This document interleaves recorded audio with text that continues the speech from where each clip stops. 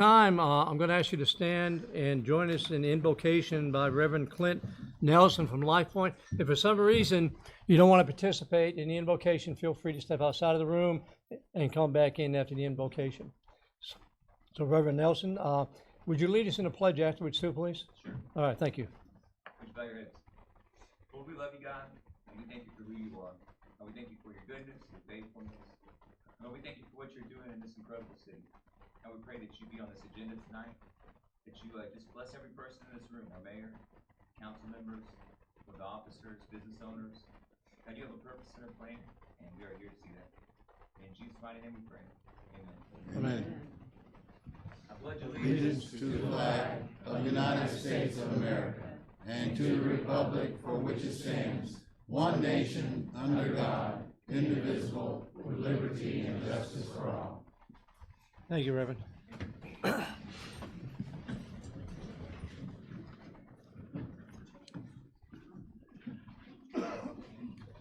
This time I officially open the meeting, and we'll note we have one absence. Councilman Joe Blocker is not here, but that doesn't affect our quorum. We have enough to conduct a meeting.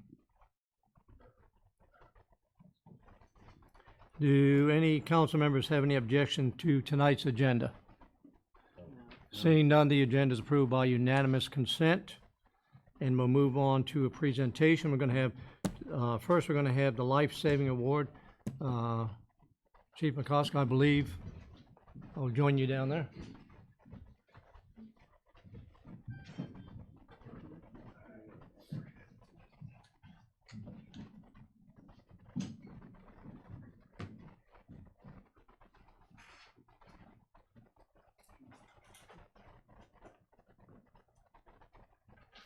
Mr. Mayor, council members.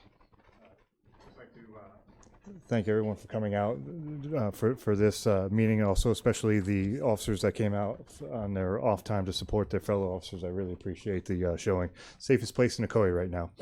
So They could come in. yeah, gentlemen, if you could slide on in. This is your teammates' moment. I believe one of the members who would receive this award is currently still in traffic on his way here. Traffic in Crestview? Yes, that's for later on the agenda also. So I would like to go ahead and introduce Officer Jonathan Sprague. He began his law enforcement career with the City of Crestview Police Department in July of 2018. And in his first year, Jonathan led the department in DUIs. And then currently not here, but will probably come running in right in the middle of this, is Officer Chris Lewis. He began his career with the Crestview Police Department August of 2018. Chris has a background in law enforcement, as he was a correction officer with the Florida Department of Corrections, and he's worked for us for 2 years. Jonathan, you come up, please. So on October 13th of 2019, Officer Sprague and Lewis responded to a call where a man suffered a gunshot wound to the abdominal. Their calm demeanor, quick actions are credited with saving the victim's life, and we are greatly appreciative of that. That young man is here tonight. Is Dion Hayes. Oh, wow. Can you stand up, please? Yeah, yeah.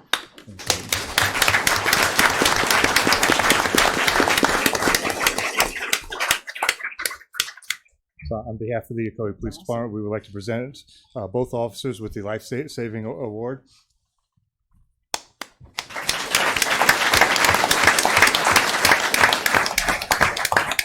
The Life Saving Award also comes with a ribbon that they wear on their Class A uniform to indicate that they have actually saved someone's life in the line of duty. Mr. Mayor. That's awesome. Yeah, Chief, if I could say something, and then if you don't mind, we'll have a picture taken of all three of us. There he is. Ladies and gentlemen, that just shows you the quality of the police force we have here in Crestview. I'm so proud of what they do for us, so proud of our new leader here, and I'm glad to see that we have the public recognition. How fine you are, we appreciate that. And I want to give the council an opportunity if you don't want to say anything. Anybody like to say anything up here? Yes. I would. I'd like to personally thank the officers for saving my grandson's life. They might have been a little bit later. I might have been at a funeral instead of going down to surgery. So from the bottom of my heart, I thank you sincerely. All right, Mr. Mayor, would you like to take a picture? Yeah. Go ahead. Yeah. He's got a point. Mhm. Thank you for everything you do. Thank you. Appreciate it. I'd like to say something too, if I may. I just want to say I'm just so proud of our police department, and this is one of the things. These are younger officers in our force, and they're doing great things. So we appreciate y'all so much. Yeah. Ms. Mayor? Oh, yeah, I'm And, sorry. and truly, this is indicative of everyone. I mean, we're recognizing the two of you, but I'm sure day to day there's things that we should be recognizing you for. And so we appreciate the opportunity to do that Say so, yeah. this evening. Thank you. Yes. Yeah. Thank you. All right. Let's take a picture. I just hate it for Chief Lewis. He didn't make it.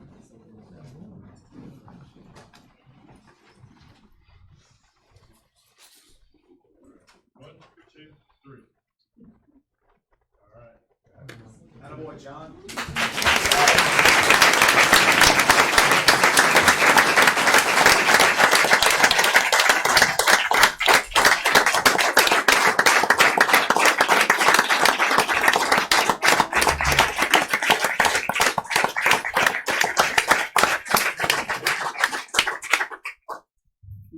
Mr. Mayor, if I could just close with this, because I know we have a very busy meeting.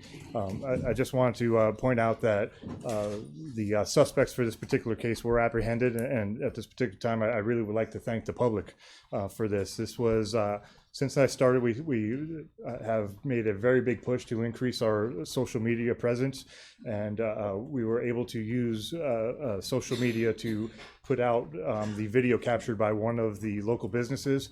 That video had received over 300 shares, was viewed by over 35,000 people, and they were apprehended. The suspects were apprehended in one of our dollar stores because of the fact that video was seen so many times. So again, Yes. it's a testimony to the power of social media, and it's also a testimony to the citizens of Crestview, the willingness to want to help and be part of the process. So we appreciate that greatly. Thank you.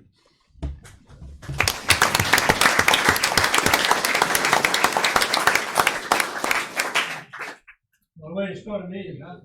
Amen. I think we have another good thing going on here. City manager, you're gonna introduce, Yes. who's gonna come up here? So this evening we've got another really cool thing that we get to do. And come on up here with me, Josh.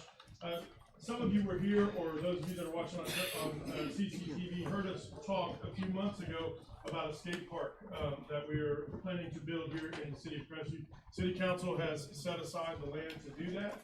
And my good friend Josh, who's a business owner down on Main Street, has really been pushing to raise the funds necessary to put this park together. So we've done some, we've got the land in place, the land's been cleared, and is ready for the park. All we need is about $400,000. So Josh is here to present the mayor with the first check that we got for that, which is for $2,000, and that's in the effort that Josh and his team have put together.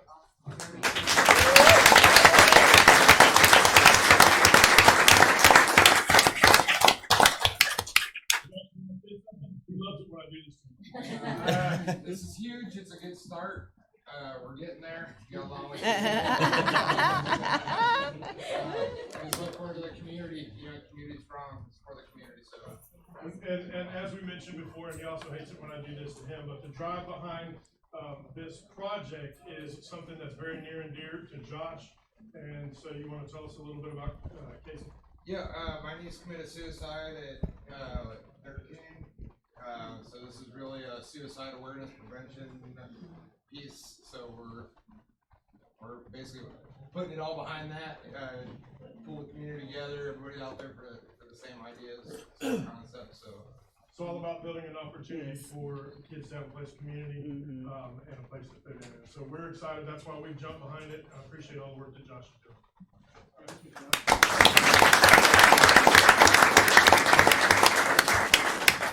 You all heard reverse mortgage, right? This is a reverse check. So also on Friday, many of us were off a lot of the leadership team for the city of Crestview was over in Pensacola attending vibrant downtown training, which was really cool. But while we were there, Miss Elisa, who heads up all of our parks and recreation programs, was here to go over to the Walmart where they reopened after their remodel, and the contractor that was there, I guess it's FMGI Inc., is, as a result of that project, has donated to the skate park as well, $2,500. So now that gives us $4,500 in the pot to get started, so we're super excited. Oh, that is awesome.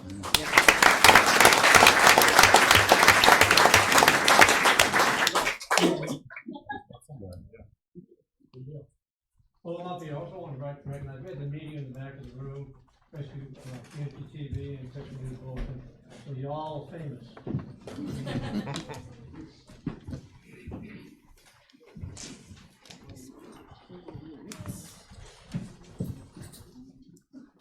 Oh, did I say something? Y'all leaving on me?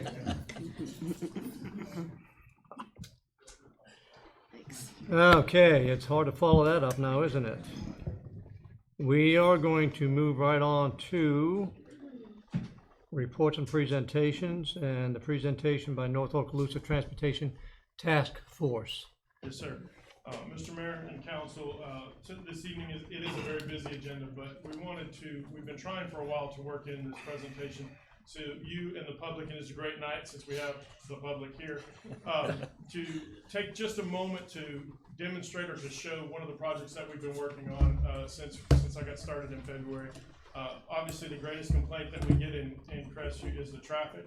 And so one of the things that we identified early on is that we needed a formalized way for all of the review teams to get together and get on the same mindset. Everybody always cooperates, but if we're working together to establish a plan that everybody believes in and everybody buys in, and we do that with the TPO on a much bigger scale, but this is an opportunity, this North Okaloosa Transportation Task Force is an opportunity for staff, individuals, both from the city of Crestview and from Okaloosa County and from the Regional Planning Council, and several others to participate in developing a comprehensive approach to dealing with traffic and how we look at development reviews as they come in.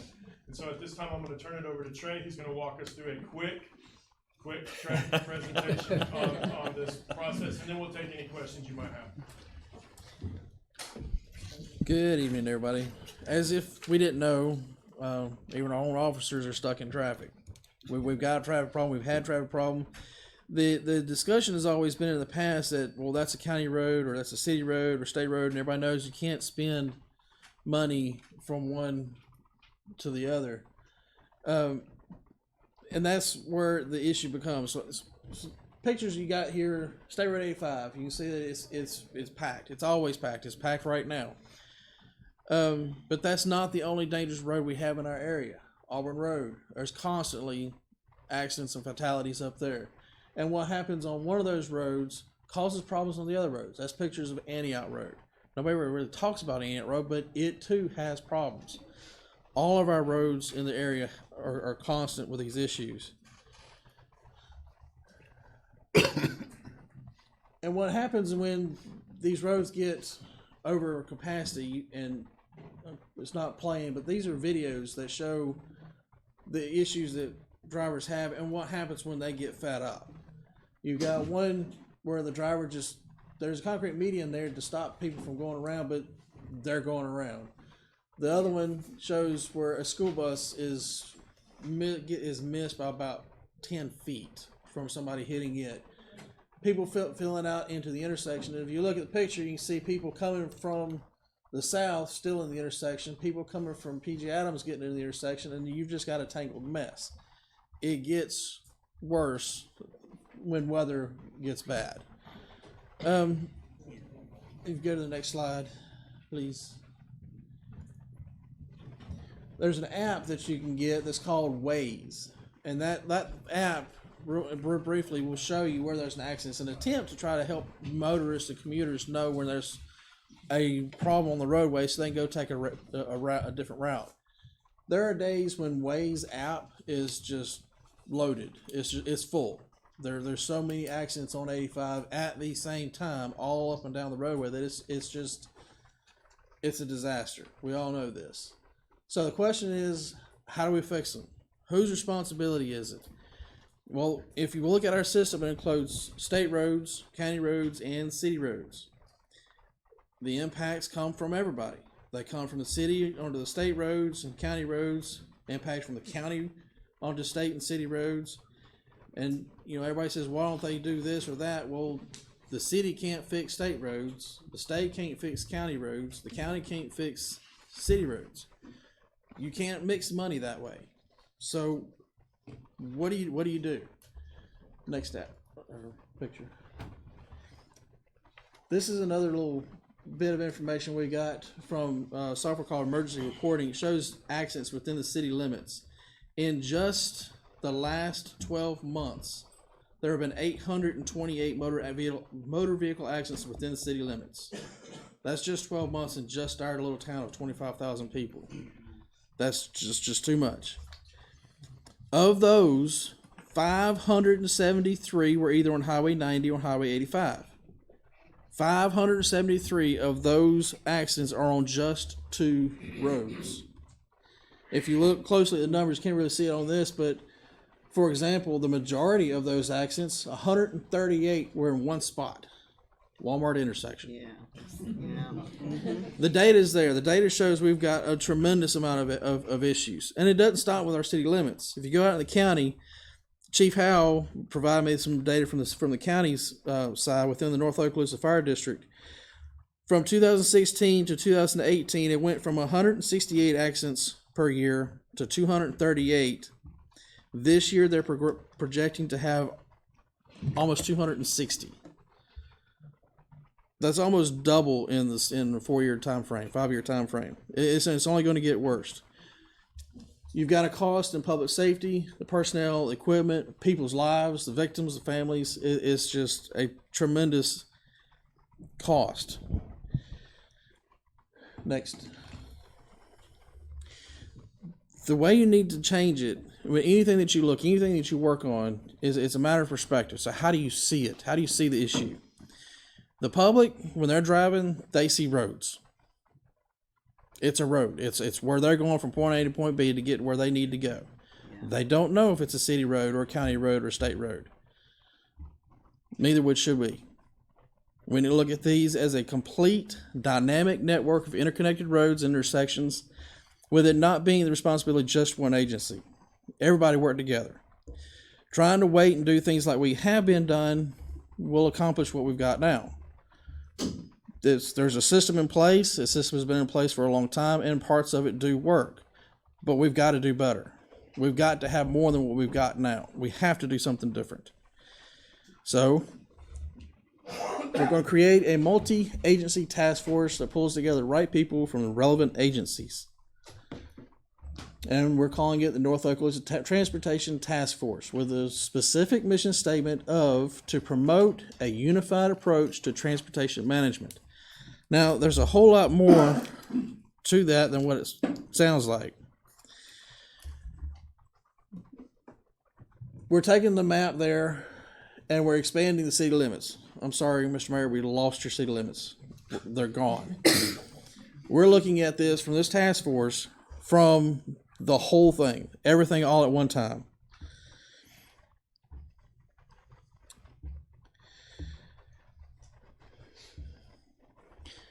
One more.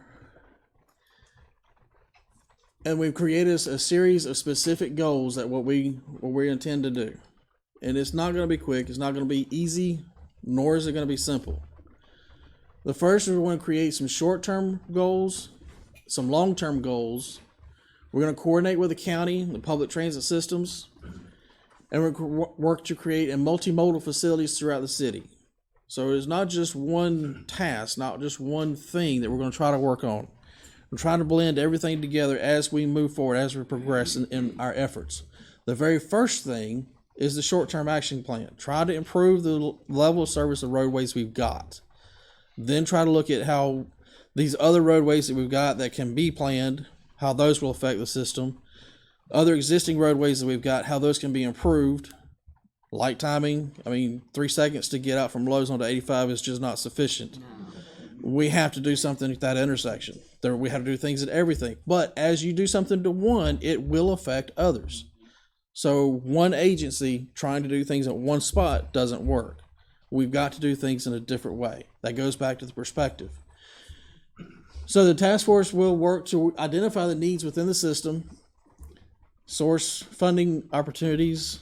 Can we borrow some money, guys? We'll have to find sources of funding for the work that needs to be done. It will have to come from as many places as we can get it. It's going to be expensive, but it needs to be done. The fun part is going to be to engage the general public and private industries. Everybody knows that there's always the Facebook warriors and keyboard warriors, whatever you want to call them. Sometimes they've got some good ideas. Sometimes, no, you can't build in the wetlands because of the big mighty Army Corps of Engineers. But they do have some good ideas. There's some people that have put some drawings on there that have some sense. So we need to bring those people in. We need to talk to these people, see what they can help. Present with the DOT, with the task force, and have a communication, two-way communication, see what we can do. As well as the private industries, because, you know, there are things that they can do when they go to develop a piece of land. Let's reach out to them and get them to help do some of this improvement. And probably the one part that doesn't really get thought about with transportation is the economic growth. So if you think about, you know, we're talking about restaurants, everyone wants a restaurant. Restaurants are not going to come where there's not traffic. But everybody wants a restaurant, so you have to have the traffic to draw the restaurant. But that restaurant's also not going to build where the traffic can't get to them. So there's multiple sides to this. It's like putting a puzzle together that the pieces aren't defined yet. It's not going to be easy. It's going to take everybody working together to get it done. And that, in a really short nutshell, is our task force. I would like to we've got the DOT, we've got the Planning Council, and we've got the county. They're all in the room. That's the task force. If you guys would say no. That's the start. Yeah. I think it's awesome. You have a question, do you?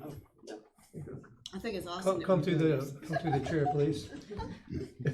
Me? Yes. Come to the chair. I'm sorry, Mr. Mayor. I am sorry. I apologize to you for that. Okay. Go ahead. I just think it's really awesome that we're actually doing something about this. You know, probably should have been. You're probably going to hear this over and over again. Done 25 years ago, but we can't do it 25 years ago, so we're doing it now. And I think it's great that we're taking the reins and doing it now. I'm so sorry. Yeah. Okay. Any other comments? All right, great, thank you. Yes, sir. Yeah.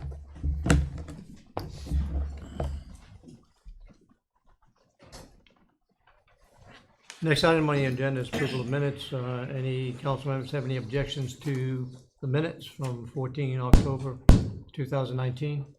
No. Seeing none, the minutes are approved by unanimous consent. Okay, our first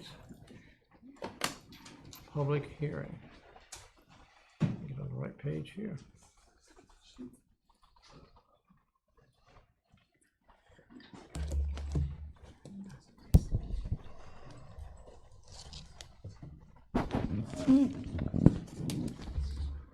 Pursuant to Article 4, Chapter 102 of the City Code and Florida statutes, I now declare this public hearing open to receive oral and written comments into the official record concerning the consideration of transmittal and adoption of Comprehensive Plan Amendment 19-7 ESR. The adoption of the amendment will be accompanied by the approval of Ordinance 1713. For the record, the council asks that all speakers identify themselves by name and address. We also ask that speakers confine their oral remarks to the time allocated when recognized by the chair. Written comments received by the staff shall be presented to the council and excerpts listed in the official minutes. The Community Development Services staff will speak on behalf of the city. I now call on the city clerk to recite for the record legal notice provided to the public concerning this public meeting. Thank you, Mr. Mayor. Ordinance number 1713 reads by title. An ordinance of the City of Crestview, Florida, amending its adopted comprehensive plan, providing for authority providing for finding of fact, providing for the purpose, providing for changing the future land use designation from Okaloosa County future land use to high-density residential future land use category on approximately 12.98 acres, more or less, in sections 28, Township 3 North, Range 23 West, providing for future land use map amendment, providing for severability, providing for scrivener's errors, providing for liberal interpretation, providing for repeal of conflicting ordinances, and providing for an effective date. The publication of a legal notice for this ordinance was accomplished in the Crestview News Bulletin on Wednesday, November 9th, 2019. I now ask for a presentation of staff reports and comments, if any, whether written or verbal. The chair recognizes Community Development Services staff to present any staff reports or comments. Good evening. The property owner has submitted applications requesting conventional comprehensive plan amendment and zoning designation changes to the subject property. The application requests the assignment of high-density residential, HDR, as well as the multifamily dwelling district R3 zoning designation. Surrounding properties include some limited R1 or single-family dwelling districts subdivision to the east. To the south is a county mixed use and additional single-family dwellings. To the west is city high-density residential and R3 zoning designation. Lands that is a multifamily development that you may be familiar with. It's Katy Manor. North of the property is city land, actually, and it's zoned commercial. The 12.98 acres would allow for a maximum development of 285 dwelling units, providing the high-density residential land use and zoning designation request. The nature of the subject lands will drastically detract from the ability to put that many units out there. No development approval has been sought. No applications have been made, but conversations have included somewhere in the range of 140 units, if I remember correctly. Transportation impacts were not addressed in the application. The city currently has a memorandum of understanding with two other developments relating to improvements at Redstone and 85 and the intersection of Brookmead Drive and Redstone Avenue East. A multifamily development at this location would also be required to address any traffic impacts at the time of development. Potable water and wastewater impacts. Potable water capacity would not pose an issue at this location. Bless you. System capacity sits at over 7 million gallons a day. Wastewater system capacity, however, may be an issue depending on development order approval and construction timelines. Any issues relating to the provision of the city's wastewater system will be addressed at the time of development. A multifamily development of this size will have an impact on the city's recreation and open space resources. However, the city currently has a recreation and open space capacity that would allow for an additional approximately 25,000 residents within the city. Solid waste, a multifamily development of this nature will also have an impact on the solid waste service the city provides. Records indicate there is more than adequate capacity to accommodate the demand. Solid waste service capacity is evaluated under different review processes annually, I believe. And stormwater impacts are addressed additionally or also during the development approval process. Current GIS wetlands data indicates the presence of approximately 3.9 acres of wetlands on the subject property. So again, any development application that is made will certainly have to deal with any impacts to those wetlands. They will have to undergo outside agency permitting, in addition to showing the city that they are buffering those in accordance with our land development code. I wanted to point out a couple of oversights within the staff summary here. For some reason, staff did not remove the proposed development of a potable water tank, which is in reference to a past development. There is no proposed development here. As I indicated, there is conversations that have included some multifamily whispers, if you will. Additionally, the findings of fact relate to that potable water tank. As I indicated, the applications have requested MDR and R3, and city staff has determined that those requests are in keeping with the Land Development Code and the comprehensive plan for that matter. Final conclusions and recommendation is the applicant has submitted the forms for comprehensive plan amendment and zoning change of the property. And they do satisfy all the reviewed documents as I just indicated. The associated comp plan should not pose a problem if supported by proper documentation and council intent. And I ask that the council review the application based on the site characteristics and the report in front of you. Additionally, this project did go to LPA twice. Once in August, it was tabled by the board to ask for conceptual site plan in dealing with that multifamily development. There were a number of concerned citizens there from a nearby subdivision, and they were worried that their forested areas were going to disappear with that development. There is, however, and it was discovered at the second meeting, nearly a 40-foot or 50-foot parcel of land between both the subdivision and the subject property that isn't owned by either and would not be developed. So there will be potentially in perpetuity a 50-foot forested buffer between both zoning districts and uses. Additionally, any development that would occur there would be required to install and continue to maintain any or landscape buffers along those areas. That is staff's report. If you have any questions, I'm here to answer them. Is there anyone in the audience who wishes to speak for or against the transmittal of Comprehensive Plan Amendment 19-7 ESR or the adoption of Ordinance 1713? Anybody in the audience would like to speak for or against this Comp Plan Amendment or the ordinance? Seeing none, this time I will close the public input except for direct questions by members of the council. Council, do you have any questions or comments? No. Thank you, Stephen. In that case, I ask for action, please. Mr. President, Yes, go ahead. I'd like for motion that we approve the transmittal of the Comprehensive Plan Amendment 19-7 ESR and adopt Ordinance 1713 on the second reading. On the first reading, not second reading, first reading. Excuse me. Second. I have a motion and a second to adopt Ordinance 1713 on first reading and move to second reading and to authorize the mayor to transmit proposed comp plan amendment 19-7 ESR to the Florida Department of Economic Opportunity. Any further discussion? All those in favor? Aye. Those opposed? Motion carries 4-0.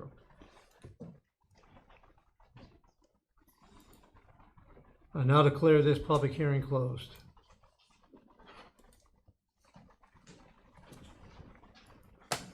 This is an opportunity now from the public to comment on anything that is on tonight's agenda. So if there's an item on tonight's agenda and you want to speak to the council, this would be the time to do that. I think I have two people up here who have signed up ahead of time. And Reverend Nelson, you wanted to speak to the council? Mr. Mayor, What? I believe those comments are specific to the ordinance. Do we want to have the ordinance first? No, that's So that's fine. the one Yes, ordinance, sir. okay. Yes, sir. We'll wait until that ordinance comes up then. Is there anybody else who wants to speak on anything else on the agenda except that ordinance? Okay.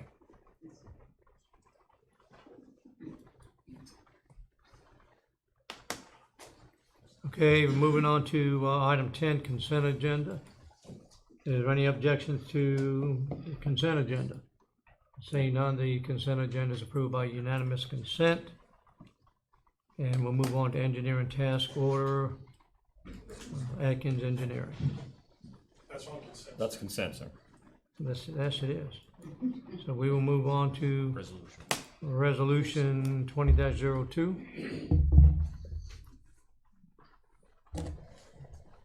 Mr. Mayor, Resolution 20-02 reads as follows.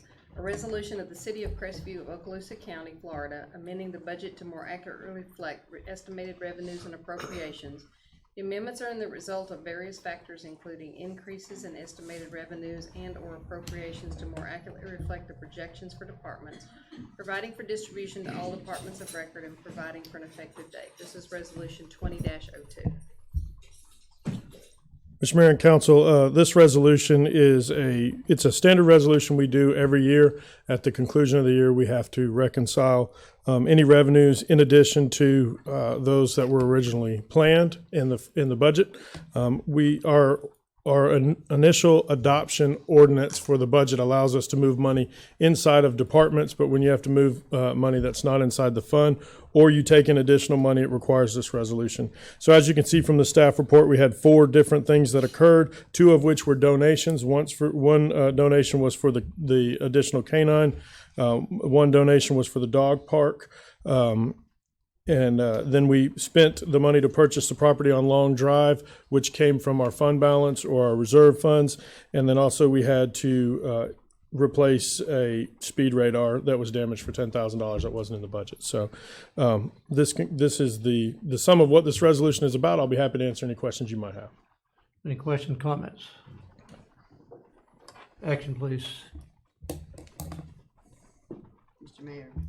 Yes, go ahead, Councilman. I request that the city council approve resolution 2002 and the fiscal year 2019 budget amendment. Second. I have a motion second to approve resolution 20-02, fiscal year 2019 budget amendment. Any further discussion? All those in favor? Aye. Those opposed? Motion carries 4-0.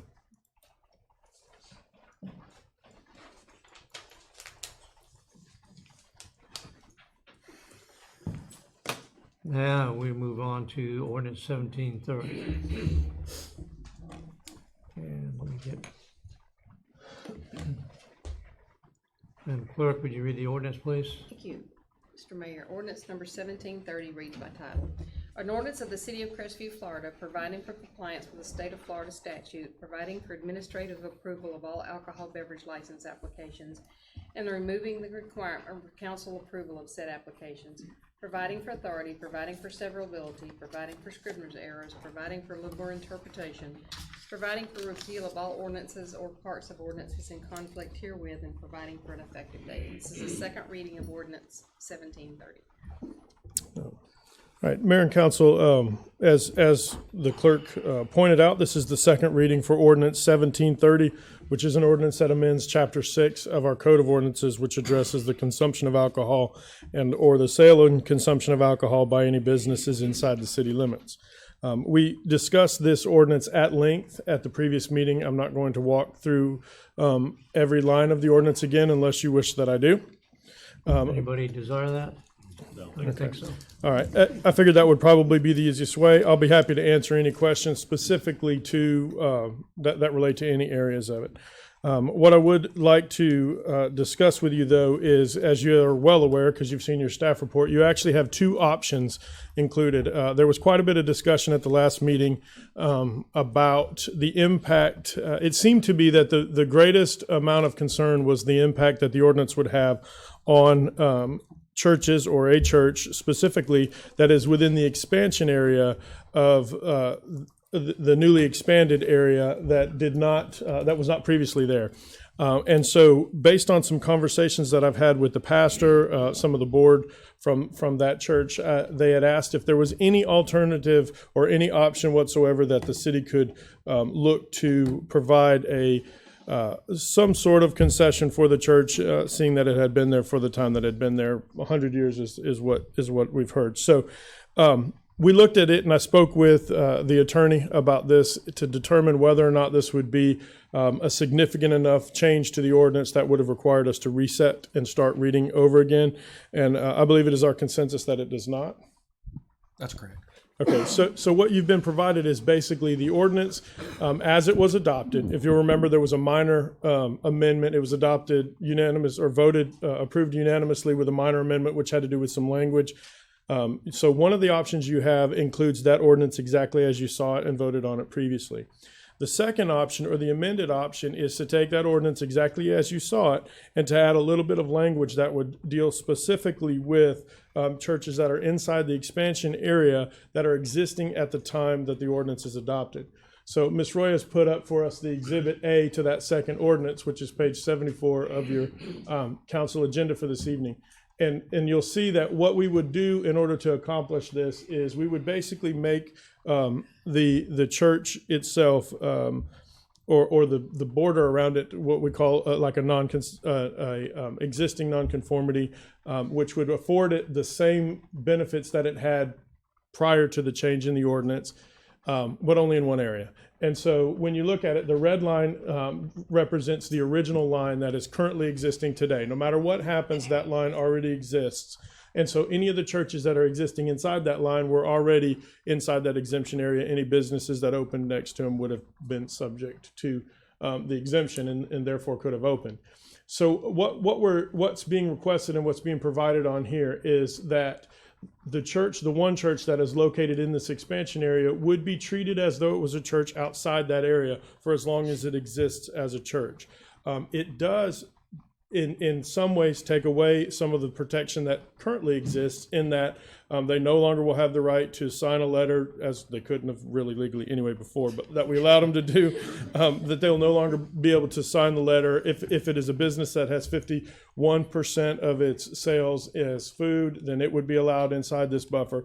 But what would not be allowed inside this buffer is a business whose sole purpose is to serve alcohol or its primary purpose is to serve alcohol. So something like a bar or even a brew pub that doesn't serve food. And so I wanted to make sure we took a look at the map so you could get a pretty good idea of what that impact would be. And so there you have it. Everything that's inside that green would be inside the protected area on the amended ordinance. And then everything that is inside the blue outline border but is white would be subject to the exemption.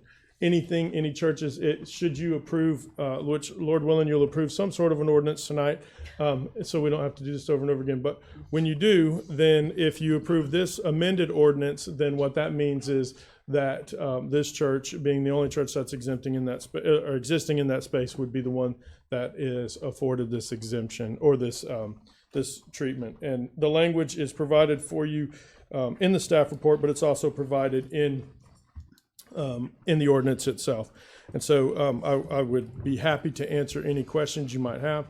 I would say this, again, staff would really like for us to choose one of these options and move forward.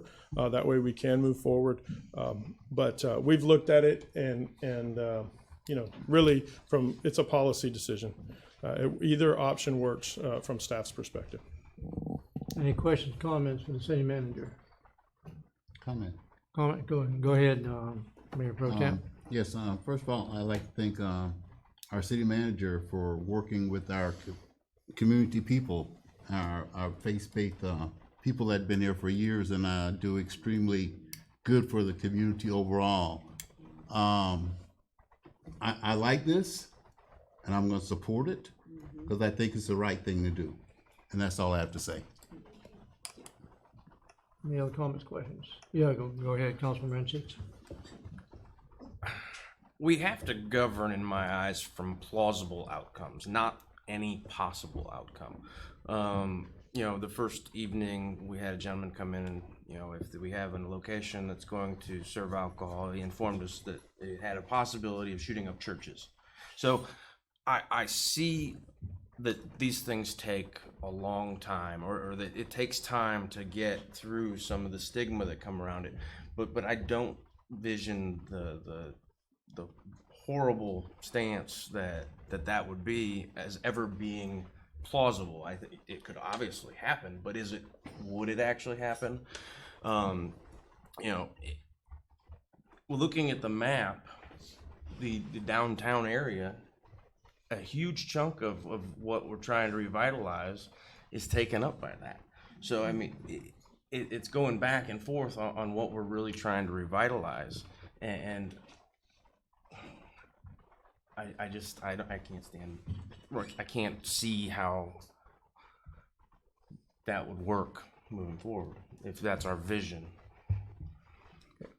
Any other comments, questions? Mr. Mayor, we're Yeah, gonna have public discussion first and then us, or us? No, well, what is the order? I'm sorry. I'm We'll confused. have the discussion after the motion right now. With any questions, comments for the city manager? Then I'm gonna call up the public.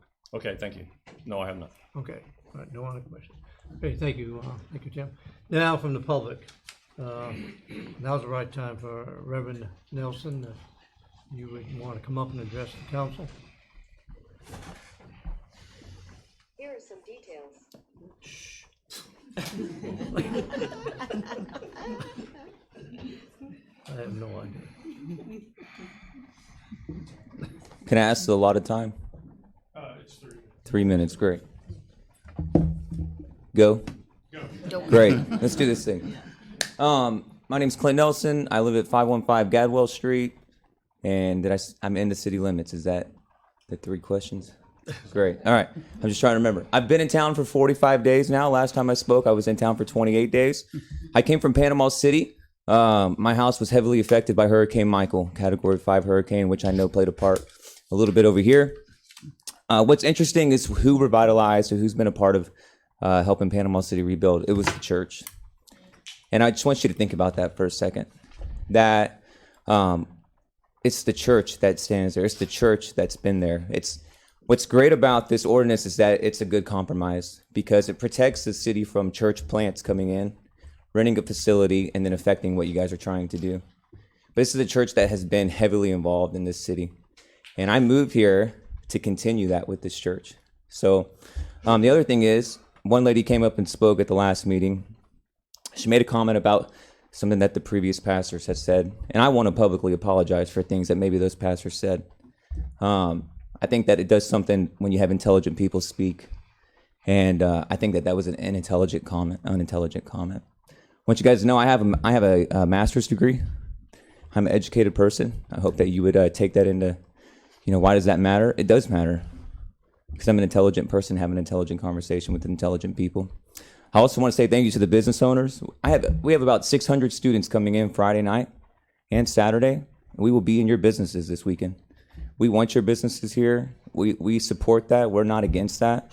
We're for that. So LifePoint is for the city of Crestview. We are not trying to stop anything. We're just trying to protect the integrity of the kingdom, those who call themselves Christians, and the integrity of Crestview. Thanks so much. Thank you. Mr. McDuffie, you want? I would defer my time. You defer your time, okay, thank you. Is there anybody else in the audience that would like to speak to the council? Please identify yourself and your address.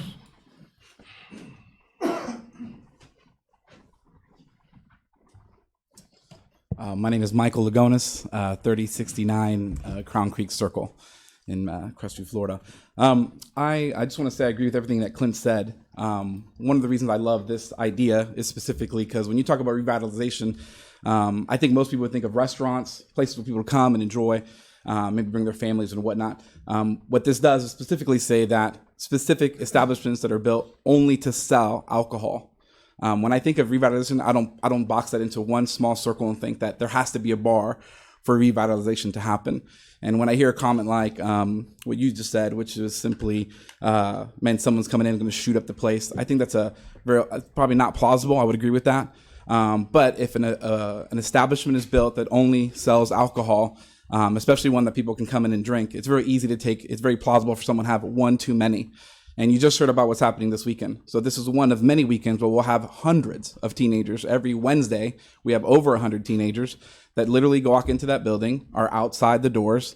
About half of them walk across the street straight into the neighborhood behind there. And that little green circle that doesn't seem much is exactly what they walk through.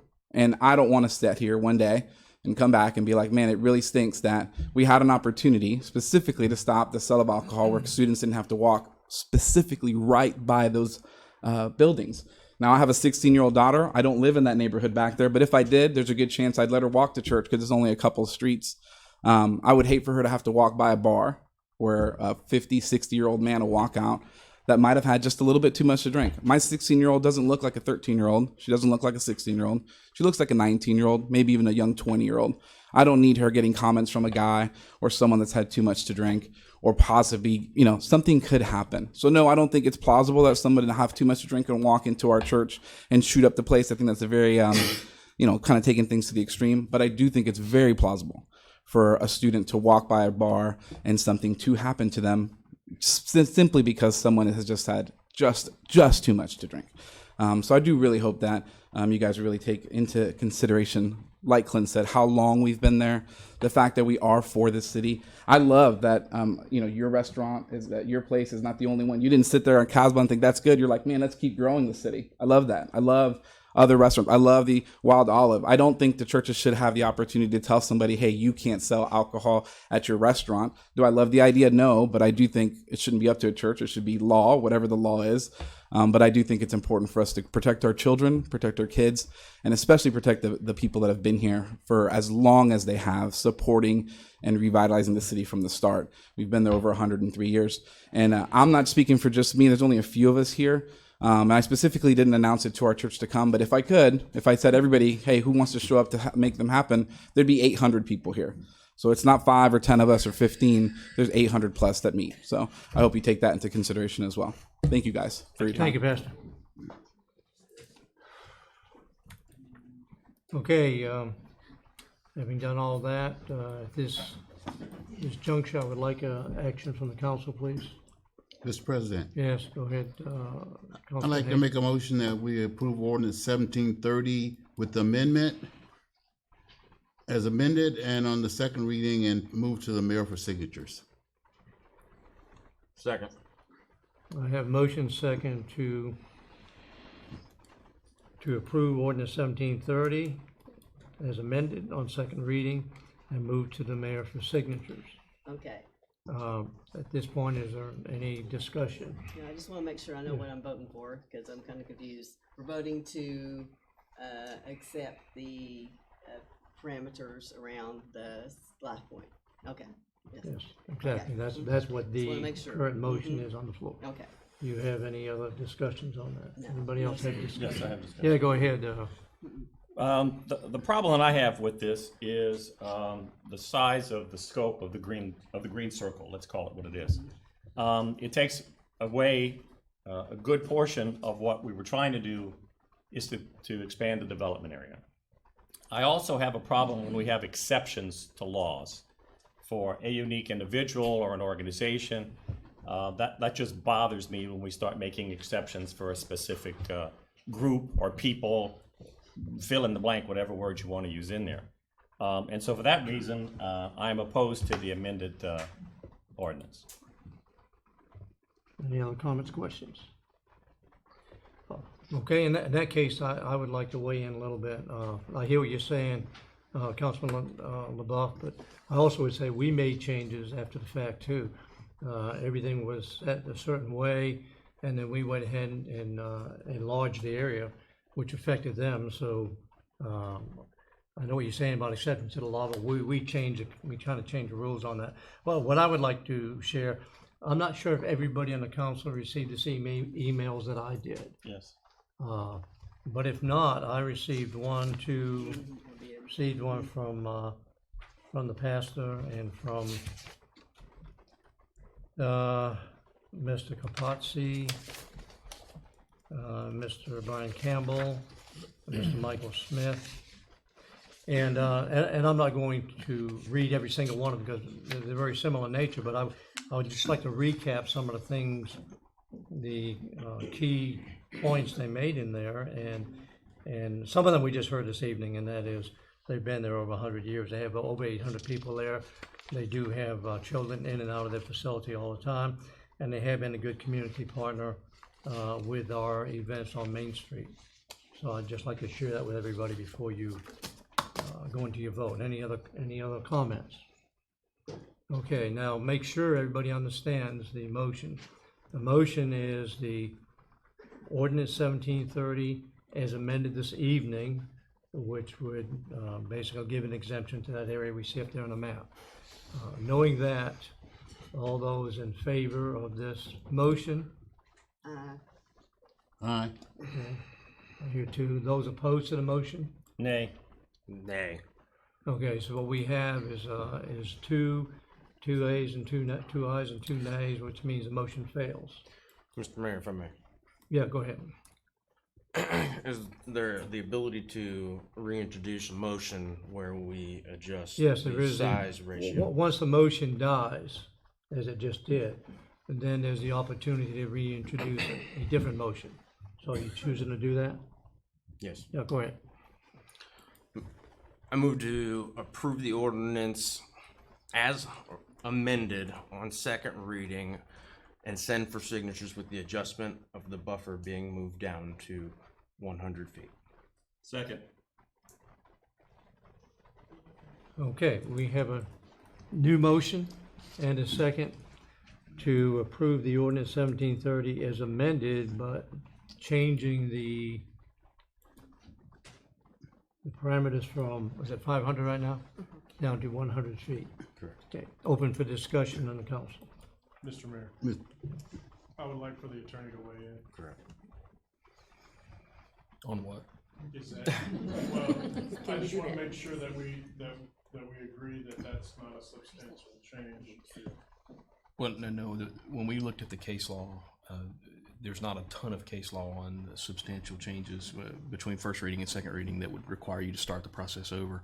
And we felt like, given that we were making the buffer that was 500 feet wasn't substantial in the context of what you were doing overall. So I don't think that 100 feet would be substantial either, because we're going, we're backing off of the 500.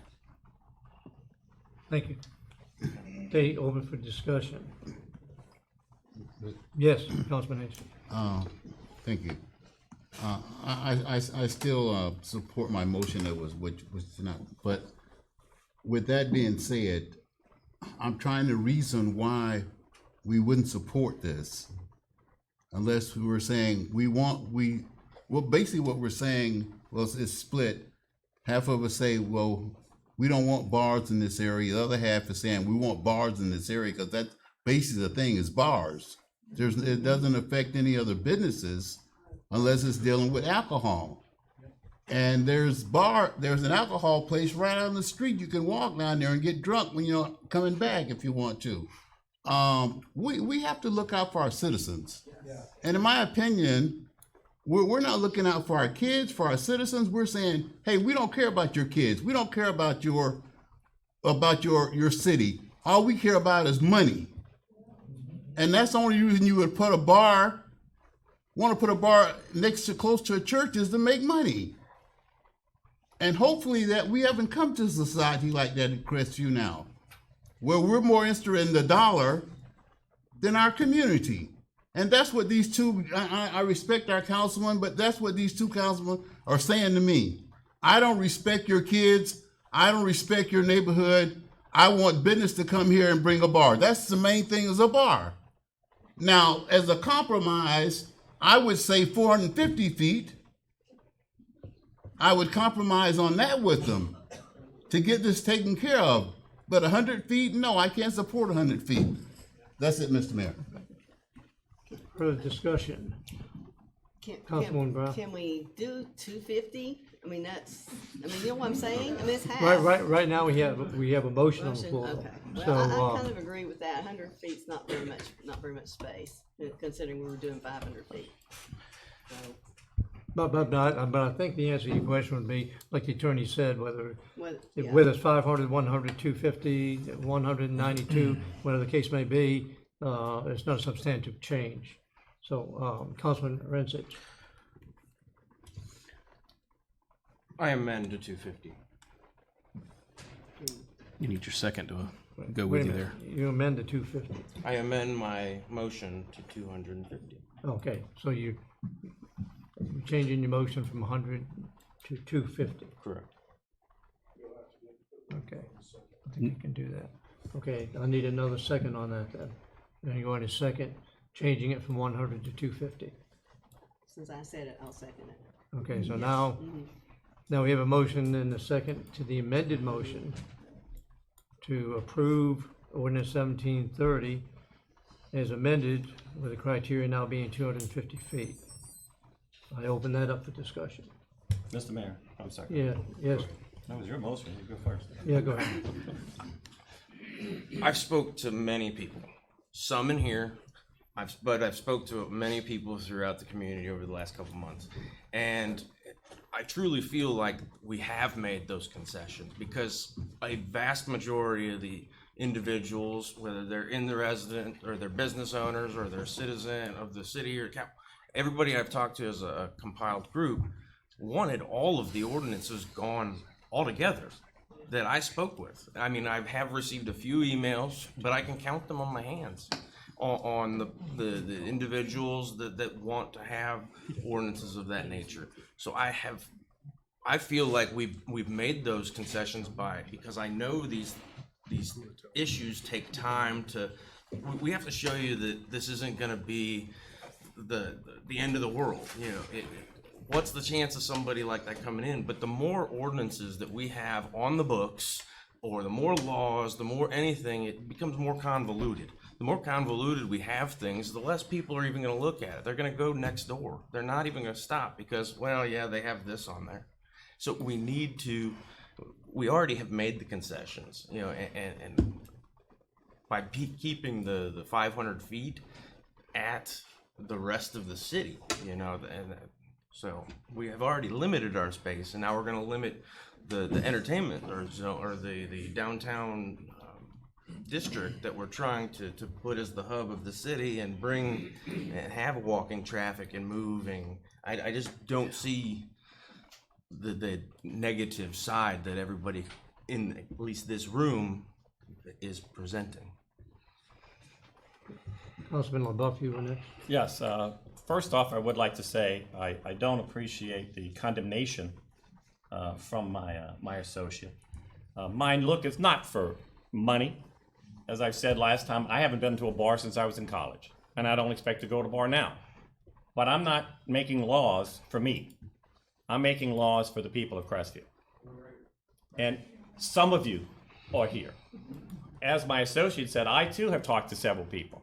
They wanted to bring it citywide down to 0 from churches. So I think we have made the exceptions that we've already made. And so no, I'm not looking for bucks. And no, I'm not looking to throw my children into bars. That's not my point either. So I first off have to say I condemn that. But with that being said, I don't see the problem in this case. I don't expect that we're going to have this church encircled with bars. I'd like to know how many bars we have in the entire city as it is today. And I can't think of more than a handful today that are currently operating as bars, not restaurants itself, but as bars. And so I don't see that as an issue. I don't see that as a problem. And so again, I saw no problem because again, we're making an exception for one particular church that I just can't do. I just refuse. That's my 2 cents. Thank you. Mr. Chair. Councilman, yeah, go ahead, Senator. So the original motioner and the seconder, the motioner was Councilman Renchitz, the seconder was Councilman LaBeouf. So Councilman Renchitz has amended his motion. Did you accept that as a friendly amendment? Which is, I'm assuming, no. No. Right. So then, right, well, she seconded, but what we would need to do is either vote on the motion that's on the table or withdraw your original motion and make another motion. Just as a point of order, I just want to make sure that the adoption of this ordinance is clear. Okay, Mr. Mayor, I request to withdraw my current motion and second, or motion. Withdraw the second also, right? Well, once he withdraws Withdraw his the motion, motion, it's all okay. good. All right. So now we're with the current motion. I need to make a new motion. Yes, go ahead.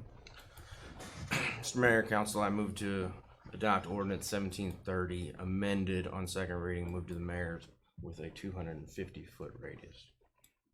Okay, so I have a second on. Second. Okay, a second on ordinance 1730 being approved as amended with a 250-foot barrier instead of none. Any further discussion? Discussion. Yeah, go ahead. I still stand my ground on what I think is right. I have to vote my conscience. I still think that we do not need the establishments that would be preferred closer to a place of worship that we're proposing by 250 feet. I don't know what establishment would want to come within those boundaries. Well, yes, I do know what would want to come within those boundaries, and that's why I would vote my conscience to keep those from as far away as a place of worship as possible. If somebody really wants to do business dealing with alcohol only, which is basically what we're looking at in this perspective here, then there's other places within our city that would accommodate that. That would not, where we wouldn't have people who we don't know what their drinking limits are or whatever. I used to manage a liquor store, so I know some of the effects of what it happens and how people buy with that. With that being said, as I said, I still think that a place that's going to sell alcohol only shouldn't be on Main Street.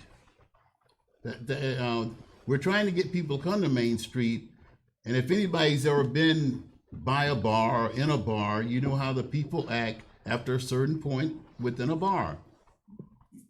A lot of them don't really realize what they are doing. I was drunk twice in college.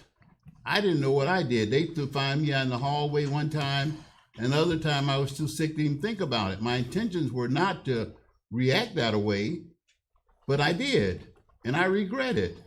At least my body lets me know, hey, this isn't good for you. I'm going to show you what I'm going to do for you. You keep on messing with me. And it did. So I still think that we should keep alcohol-only stores or places far away from our public, especially our children, our places of worship as possible. And I cannot even accept the 250. I will accept 400, but not 250. Any other discussion? Yes, go ahead, Councilman Brown. Is there any way I could ask one of the pastors if 250, can we do that? Would that help anything? Robert's rules is a guideline, but once it's at the council, it's typically. Okay, all right. So where could somebody kind of give me a 250 right there? Just to see if we It would be half that distance. Well, I could say, yeah, I knew that, but where's the live point though in there? I'm trying to bring it up with the internet. Sorry. I'm Well, sorry. I didn't mean that. I'm sorry, well, it was a dumb question, so, but yeah. Right. Yeah. Thank you. I was trying to bring it up on the GIS so that I could draw it, but Hey, at least I'm the comic relief. Yeah. Yeah. Any other discussion before we go to vote? No. Okay, let me make sure everybody understands the motion, because it's become a little bit convoluted here. But the current motion and second on the floor is to adopt ordinance 1730 as amended with the 250-foot barrier instead of the 500. Everybody understand that? Okay. Yes, sir. All right, all those in favor of that motion? Aye. All those opposed to that motion? No. Nay. Okay, so that motion also dies because we have a tie. Mr. Mayor, I'd like to make an offer motion. I'd like to offer motion that we approve ordinance 1730 as with amendments of a 400-foot buffer. There's a motion to approve ordinance 1730 as amended, but change the perimeter around the church area to 400 feet. Second. Is there a second? I have a motion and a second. Now, that is open for discussion. I think we're going to go back and forth. Councilman Rensett, I see you have something to say. We're going to go back and forth. At the end of the day, this needs to be addressed. It needs to be fixed. We need to leave here with an ordinance that's passed so that the staff and so businesses can move forward. So where I do not like it, it's not of my liking, but it is also something that we can always readdress, like I'd mentioned in the past at the last meeting. We can always come back and we can adjust it if we need to. So that's my piece. Any other discussion? Councilman LeBeau. Yes, I'm amazed at the magic of 400 feet. You know, 100's a no, 500 is good. So 400 feet must be the magic number where if a bar is within that criteria, it's gonna, havoc is gonna bear. But if it's at 401 feet, that's okay. And so I'm really amazed at the significance of the distance that we're talking about. Is that all you have? That's all I have. Okay, all right.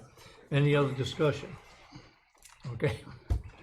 Restate the motion one more time.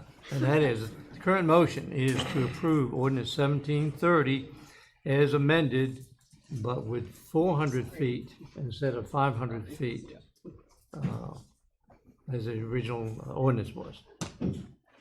Everybody understand what they're voting on that? All those in favor of that?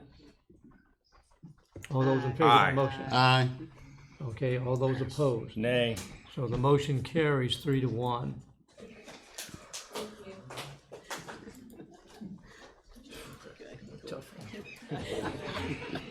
Mr. Mayor. Yes, go ahead. I like to thank my fellow council voted for, even the ones that didn't vote for it. I'm not upset with you. I just think I have to do what's right for my citizens, why they elected me, to do what they think is right for them, and that's what I did. That's all I have. Okay, thank you. I think we're moving on to ordinance 1707. Thank you all for coming. Moving on to ordinance There goes the 22. 1722. There goes the involvement. We only got 20 more ordinances. 1722 is the next ordinance. Where are we? 17 who? I got 1707. Huh? 1722 is 1722 is next. Yeah, Cherry. Oh, where am I? Okay. You're 12-2. Yeah. How much am I just- I see 23 and 24. Where is 22? Yeah, we're down to 22 now. Yeah. I think it's at the bottom of the page. Just a minute, huh? 1722. Yeah, it's 12.2, I think. Yes. Yeah, but mine says 1707. Why is mine different? No. 07. Is this the read these are- events? It's on page 70. These are second readings. We're We're doing on, second readings yet, Mr. Mayor. We're not finished with second readings. Cherry Brook Comprehensive. We have Cherry Brook. Okay, 12-1. Hang on just a second. 1722. Yeah, so- Oh, It's on that's page 13. Okay, 75. There we go. There we go. All right. Gotta let my finger do the walking on my Service Pro here. Okay, we're on ordinance 1722. Madam Clerk, if you would let us know what that's all about. Oh, would be happy to. Oh, wait a minute. This is a public hearing, isn't it?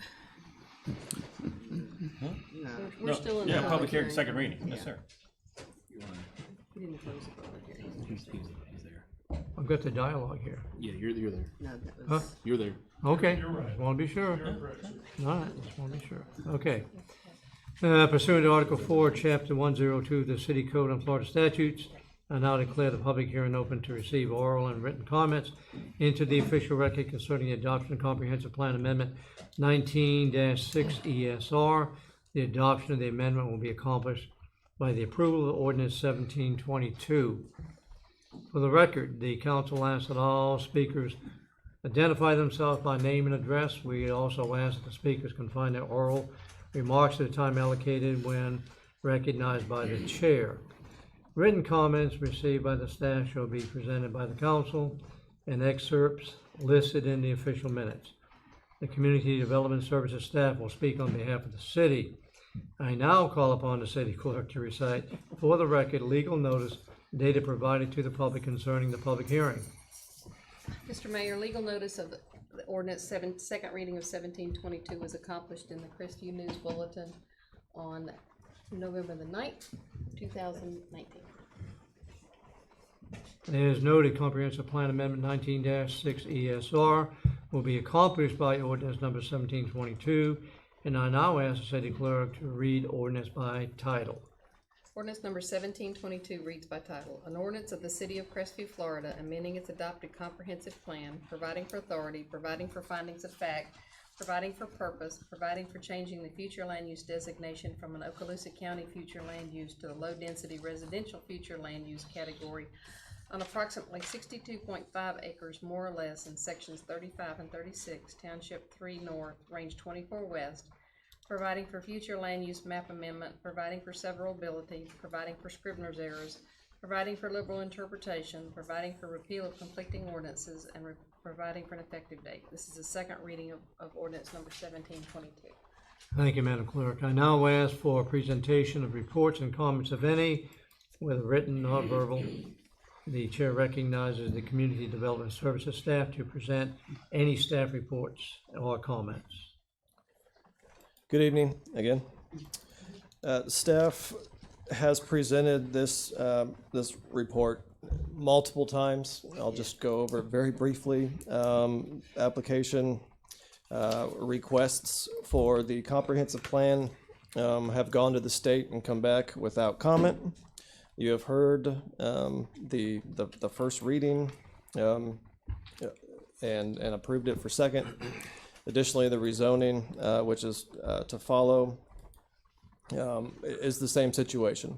The only change that staff feels prudent to address at this time is that the city is currently working with Ms. Enzer relating to a public information request for the applications and other documentation regarding the request. But she has not made comment negatively towards the development or the applications, the request for comp plan amendment and rezoning, just the information request.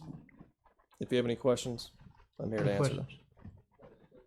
Is there anyone in the audience who wishes to speak for or against the Transmittal Comprehensive Plan Amendment 19-6 ESR or Ordinance 1722? Anybody like to speak for or against this comp plan change in ordinance? Seeing none at this time, I'll close the public input except for direct questions by members of the council. Council members, do you have any comments or questions? In that case, I call for action, and please. I move to approve Comprehensive Plan Amendment 19-6 ESR through adoption of Ordinance 722 on second reading. Second. I have a motion second to approve Comprehensive Plan Amendment 19-6 ESR through the adoption of Ordinance 1722. Any further discussion? Not all those in favor? Aye. Those opposed? Motion carries 4-0. Thank you.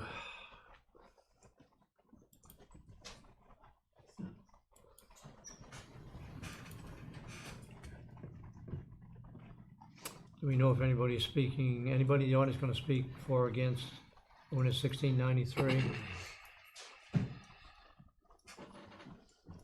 Okay, and let's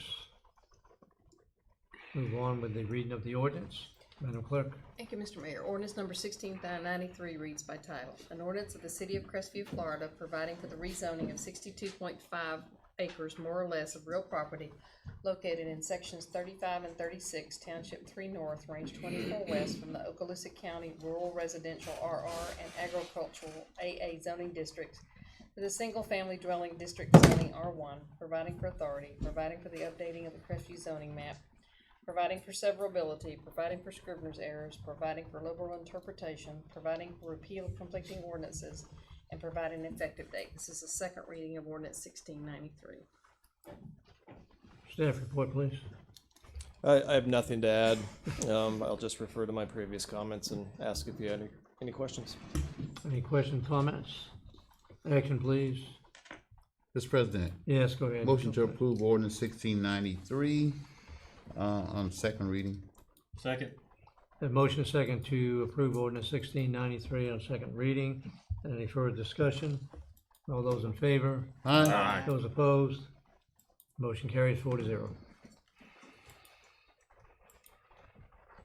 Now we're going to ordinance on first reading, ordinance 1714, Madam Clerk. Thank you, Mr. Mayor. Ordinance number 1714 reads by title. An ordinance of the City of Crestview, Florida, providing for the rezoning of 12.98 acres, more or less, of real property located in Section 28, Township 3 North, Range 23 West, from an Okaloosa County zoning district to the multifamily dwelling district zoning R3, providing for authority, providing for the updating of the Crestview zoning map, providing for severability, providing for scrivener's errors, providing for liberal interpretation, providing for repeal of conflicting ordinances, and providing for an effective date. This is the first reading of ordinance number 1714. Staff report, please. Again, I'll just refer to my previous comments. That was the first presentation. The comp plan amendment, that is, for this rezoning request. And I would just like to add that the rezoning request would, in turn, implement the comp plan once it is approved by the state and the council. Any comments or questions? Action, please. Mr. Mayor, I move to approve ordinance 1714 on first reading and send to second reading. Second. Have motion second to approve ordinance 1714 on first reading, send to second reading. Any further discussion? All those in favor? Aye. Those opposed? Motion carries 4-0. And we move on to ordinance 1707. Madam Clerk? Mr. Mayor, ordinance number 1707 reads by title. An ordinance of the City of Crestview, Florida, amending its adopted comprehensive plan, providing for authority, providing for findings of fact, providing for purpose, providing for changing the future land use designation from Okaloosa County mixed use MU future land use category to commercial C future land use category on approximately 1.04 acres, more or less, in Section 4, Township 3 North, Range 23 West, providing for future land use map amendment, providing for severability, providing for scrivener's errors, providing for liberal interpretation, providing for the repeal of conflicting codes, and providing for an effective date. This is the first reading of ordinance 1707. Staff report, please. Yes. Council just recently, very recently, heard and approved the request for annexation. This is the continuing process of that request, that application. The applicant is requesting commercial future land use, and it is surrounded essentially, with the exception of to the west, excuse me, by light density residential. It does meet all of the city's requirements as far as comprehensive plan is concerned and the land development code. The application did not include any development, and as far as staff is aware, there is no development proposed at this time. In that there is no perceived impacts to any concurrency or level of service standards. In the future, when and if any commercial development does occur on site, it will be addressed during any development review processes. Comments, questions? Action, please. Mr. Mayor, I move to approve ordinance 1707 on first reading and send to second reading. Second. Have motion and second to approve ordinance 1707 and send to second reading. Any further discussion? All those in favor? Aye. Those opposed? Motion carries 4-0. Thank you. Ordinance 1708. Thank you, Mr. Mayor. Ordinance number 1708 reads by title. An ordinance of the City of Crestview, Florida, providing for the rezoning of 1.04 acres, more or less, of real property located in Section 4, Township 3 North, Range 23 West, from the Okaloosa County mixed-use MU zoning district to the commercial C1 zoning district, providing for authority, providing for the updating of the Crestview zoning map, providing for severability, providing for scrivener's errors, providing for liberal interpretation, providing for the repeal of conflicting codes, and providing for an effective date. This is the first reading of ordinance number 1708. Thank you, Madam Clerk. Staff report, please. Wish there was just an easier way to do these things, but again, I'm just going to defer to my previous report, and I will add that the zoning request, the application, if approved, will implement the comprehensive plan amendment that I previously reported on. If you have any questions, I'm here to answer them. Comments, questions? Action, please. Mr. President, Go ahead. motion to approve ordinance 1708 on the first reading, send to the second reading. Second. I have motion second to approve ordinance 1708 on first reading, send to second reading. Any further discussion? All those in favor? Aye. Those opposed? Motion carries 4-0. Ordinance 1726, Madam Clerk.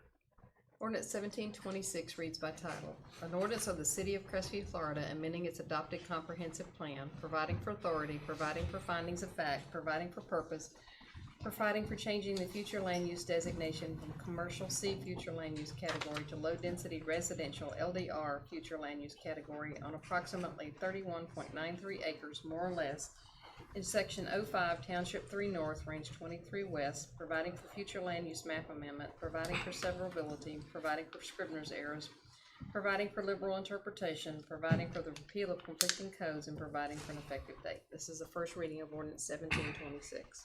Thank you. Staff report, please. Yes, sir. This is one that we've been kicking around for a while. Again, it has gone to the state as a comp plan amendment as part of a 19-01 cycle that included 3 other projects. It was approved by the state. Sent back for final adoption. This is the completion of that process. Nothing has changed since initially requested. The comp plan amendment reflects the low density residential. The zoning request reflects the low or R1 single family zoning. It's a proposed subdivision, 146 units. It's near schools and shopping, and it's a good development.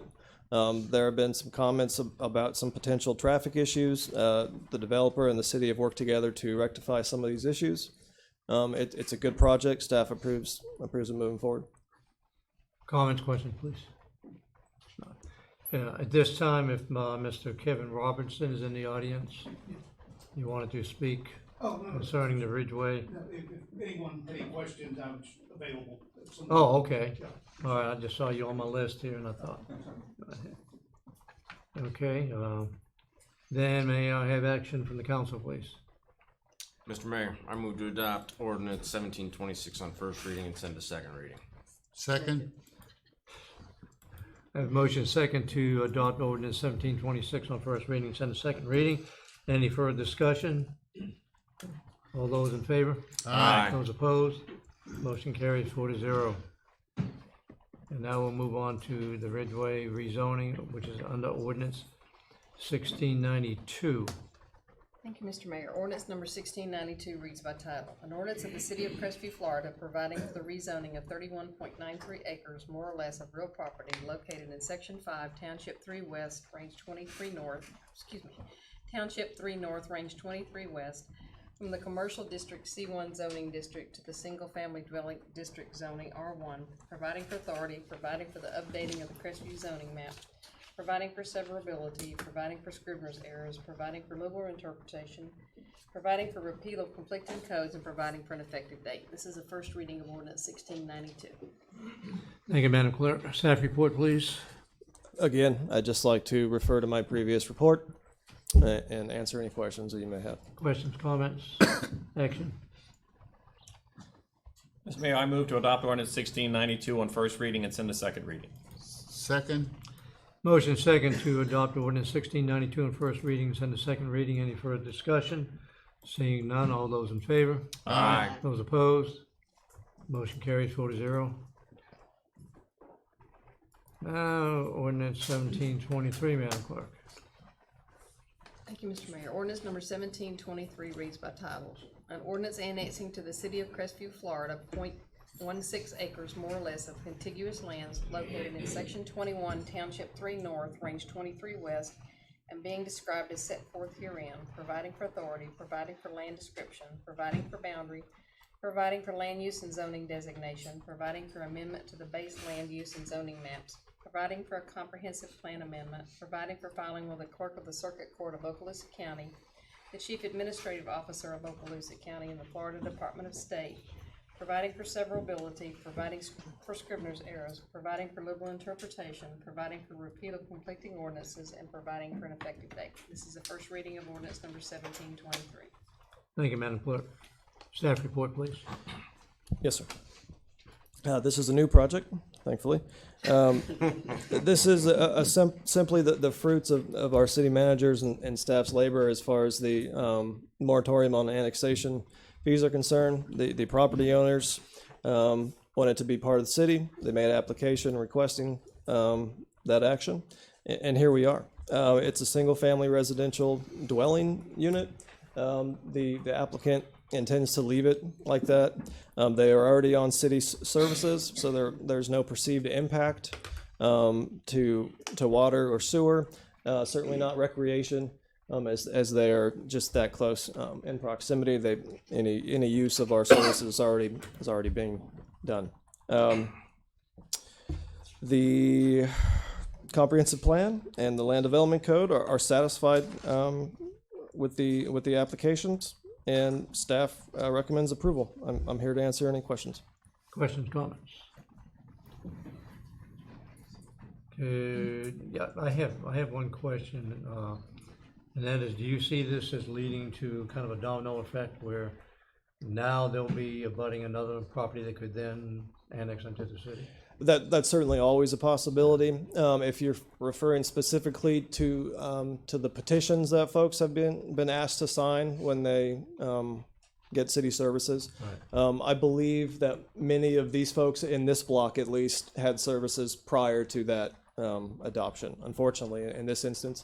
But I mean, it's always a possibility. It could be voluntarily. Absolutely. Okay. All right, good. Thank you. Okay, action, please. Mr. Mayor, Yes, go ahead. I move to adopt ordinance 723 on first reading and send to second reading. Second.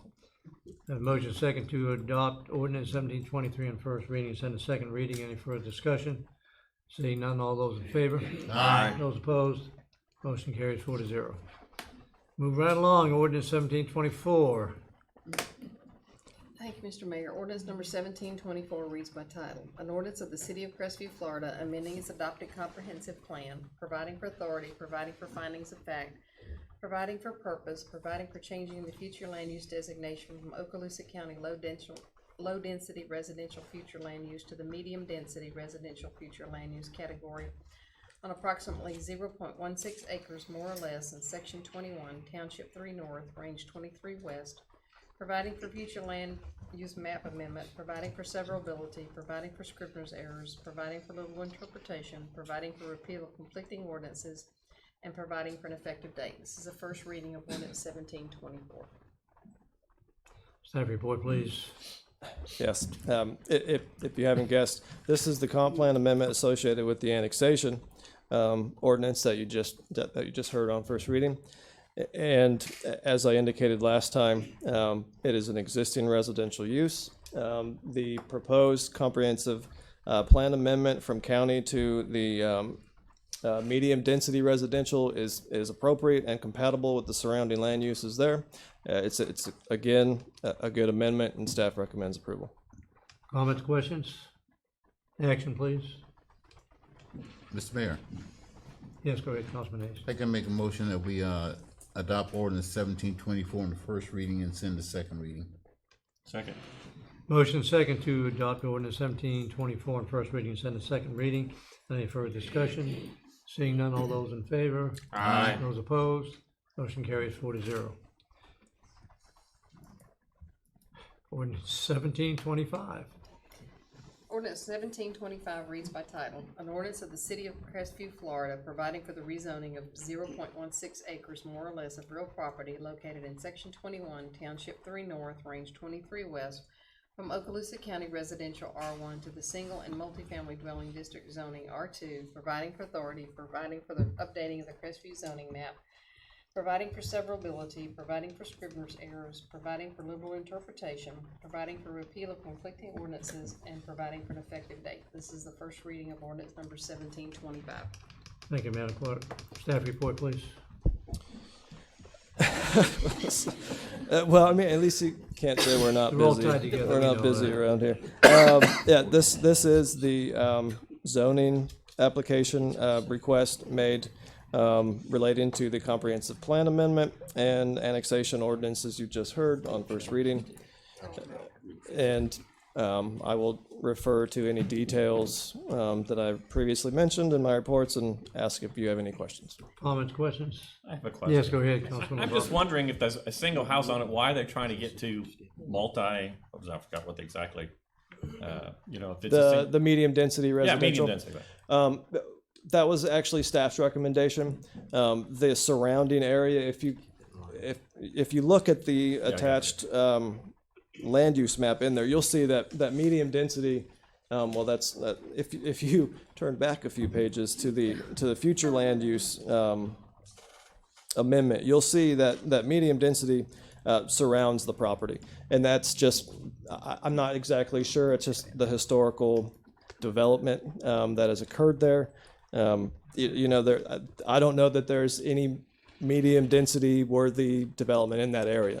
But to be honest, that is a good area. If somebody were to go in and build some duplexes and that sort of stuff, it would work out there well between commercial and the light density residential that's further east. Go ahead, City Manager. Yeah, in addition to that, when you look at the lot widths for that particular property, it keeps it in compliance with for the size of the building on the size of the lot, and it's more consistent. When you do single family dwelling, it's typically a little bit wider lot, and so this allows you to put, even if whether they're adjoined to each other for the medium density, it gives you the opportunity to increase density with less green space, but less space between them, things like that. Yeah, I was just wondering, if it's a single house, why would you not want it to be single house? But I get it. Matching the surrounding zoning, and which is probably that way because of primarily the size of the lots. Okay. Yes, they are historically. I wanted to break very up small. the monotony with the questions. I appreciate it immensely, actually. Any other comments or questions? I'm sorry. Thank you. Could I have action, please, then? Mr. Mayor, I move to adopt ordinance 1725 on first reading and send to second reading. Second. I have a motion and second to adopt ordinance 1725 on first reading and send to second reading. Any further discussion? Seeing none, all those in favor? Aye. Those opposed? The motion carries 4-0. All right. Wow. And we are going to move on to presentation on red light camera efficiency review.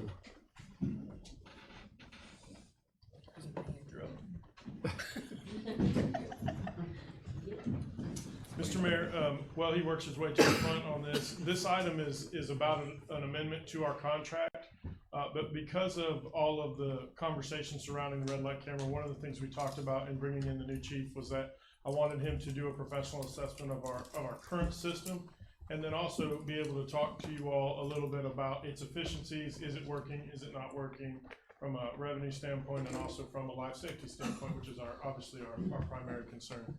So this report is a little bit more than a report, it's a presentation, but I wanted you all in the public to have an opportunity to kind of see where the chief is at with it and where we are as an organization. All right, thank you. Chief, you're on. Mr. Mayor, council members, thank you for the opportunity to address the council. First, I'd like to start off by assuring everybody I know where I'm at.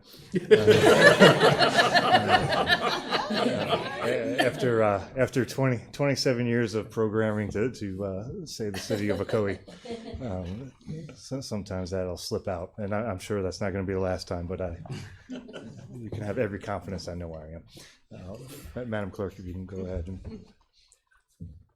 We have a little video of what we're looking at here. Oof. Oh. All right, that's the end of my presentation. Now, we all can agree that the city of Crestview has very specific traffic issues that need to be addressed. Some of them with congestion, and some of them with different types of violations that need to be addressed. I had the pleasure of starting here on September 3rd and immediately went into assessment mode to try to figure out what is and what isn't working. This program was the first one I looked at because as I walked around the office and did that management by walking around, I kept asking the ladies in the record section, why exactly are you doing that again? And they would explain things to me. And I come from a city that had 11 of these red light cameras, so I have a full understanding of what they're about, what they can do, what the limitations are. And I also understand their popularity and why. So one of the things I wanted to make sure that you're aware of is the goals, which is on the screen. But basically what these cameras do is provide us with the opportunity to have 24/7 coverage at our intersections that are going to go ahead and have a high probability of red light runners and accidents. The most important part of the red light camera program is to decide what exactly you are trying to go ahead and combat. I wasn't here for the adoption of the program, but I'm familiar with what you adopted, which is straight through violations only. So we are not issuing violations for right turn on red. So basically, when you have that type of program, what you're trying to combat is your angle crashes, what are also known as T-bone crashes.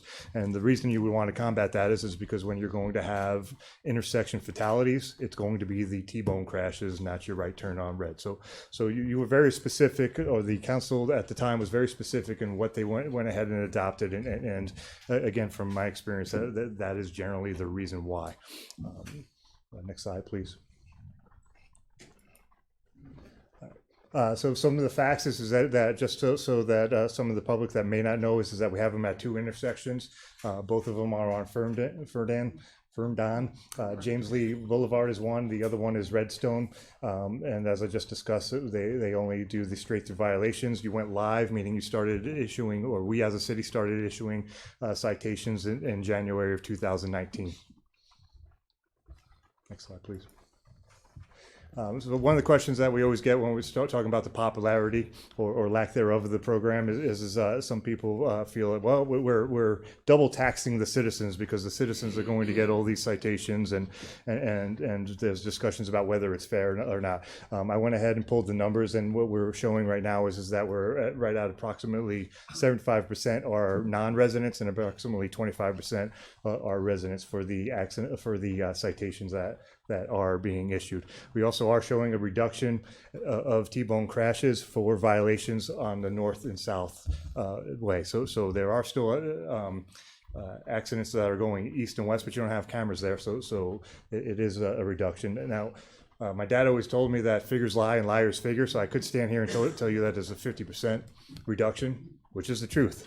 However, we're talking a reduction of from 4 to 2 at one intersection and from 2 to 1 at the other intersection for the time period that your cameras were live. So just being totally transparent, that's what we're talking about there.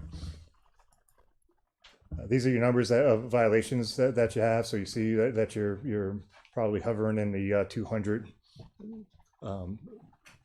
200 a month average type of situation for the James Lee Boulevard. Next slide. And then you see that we're just under that for the Redstone intersection that you're probably hovering about with the 180 average. All right, so total violations issued since January 1st is just under 3,500. 30 of them are rejected, meaning that when we looked at them, we said no, these are not violations. 2,181 have been paid.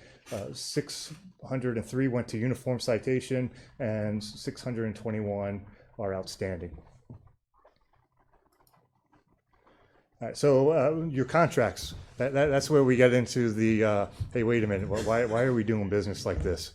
Because there's nothing actually wrong with the equipment that we're using and the citations that we're issuing and how we're issuing them. However, the back office stuff is something that is not being taken care of properly. So basically your contract with the people that own the software and the cameras is for, or our contract rather, is for $13,900 a month. That is cost neutral.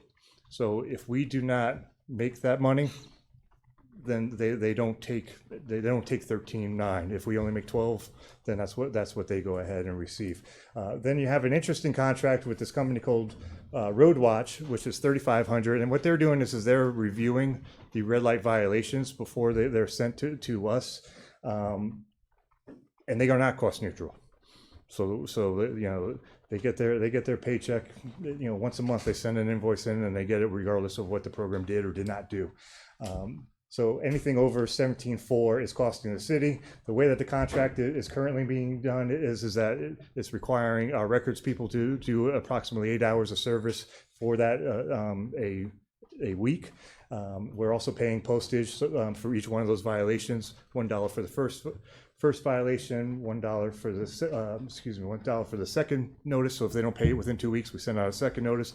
And then if they get a uniform traffic citation, we're paying $4 approximately to send it certified mail. So that has increased our budget, which I anticipate by mid-budget year will be grossly over our budget for the mail in this case. Next slide, please.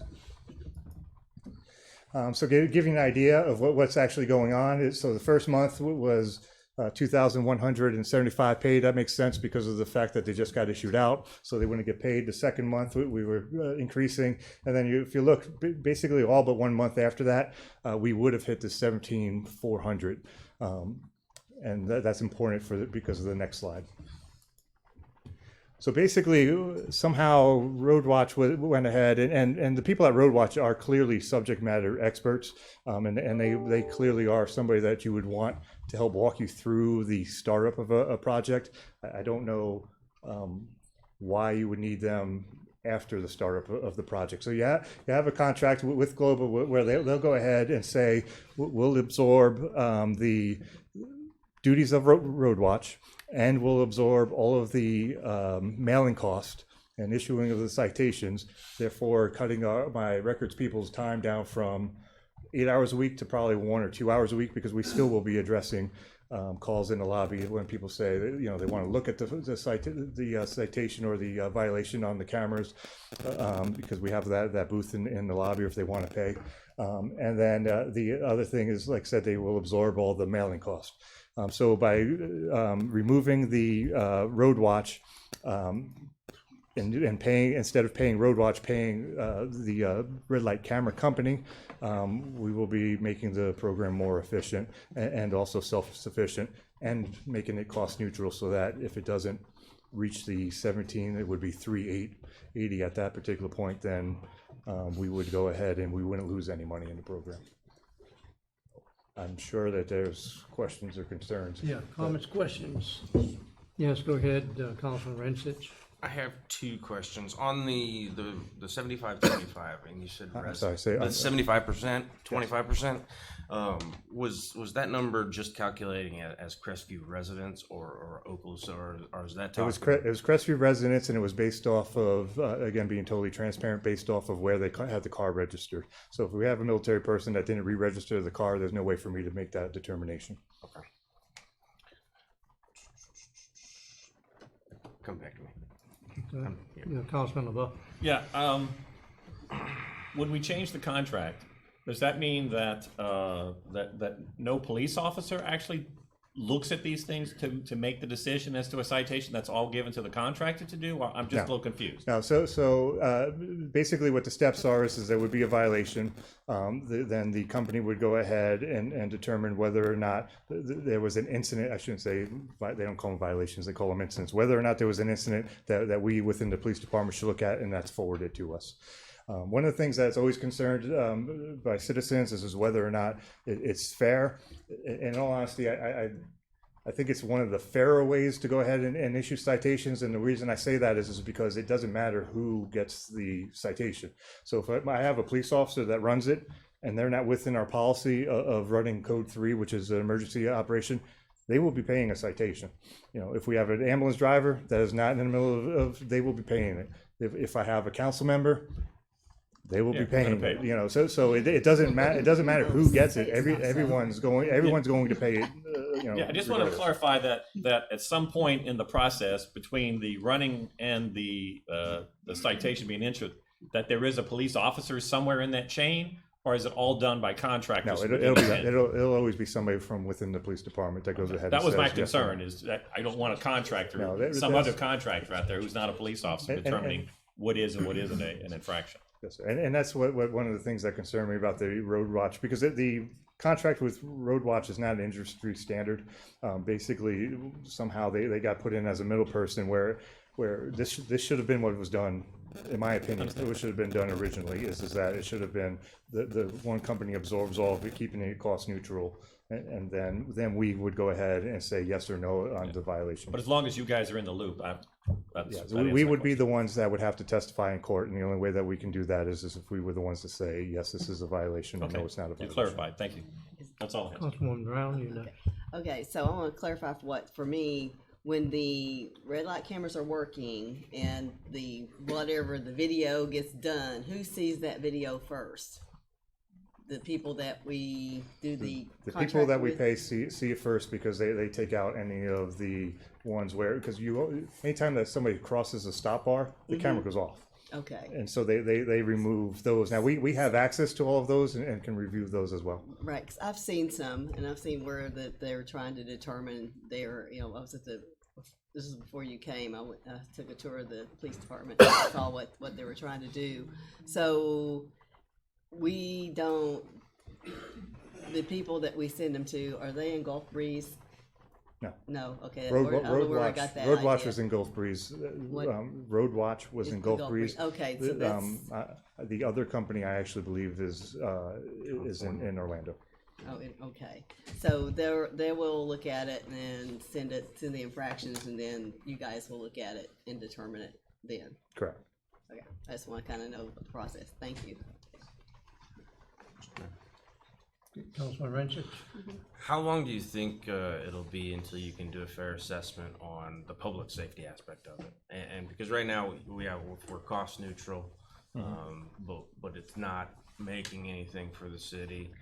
It's taking from the economy. If it's safe, if it's creating public safety, then I'm all for it. But yeah, we just got to see what that balance is. Right, and again, that's one of the things that based on the council's wishes is what we have to make our determination on. Again, this is not a fully functional red light system because of the fact that we have eliminated the right turn on red, and again, that makes it more, for lack of a better term, palatable to some of the citizens.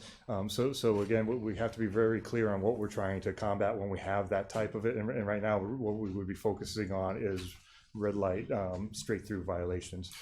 Correct. So for me to say we're going to decrease accidents at that intersection, I really can't say that because it's not a fully functional program. However, I can with confidence say that as the education goes up through this program, we should have less T-bone accidents, which should decrease the number of injuries at those intersections.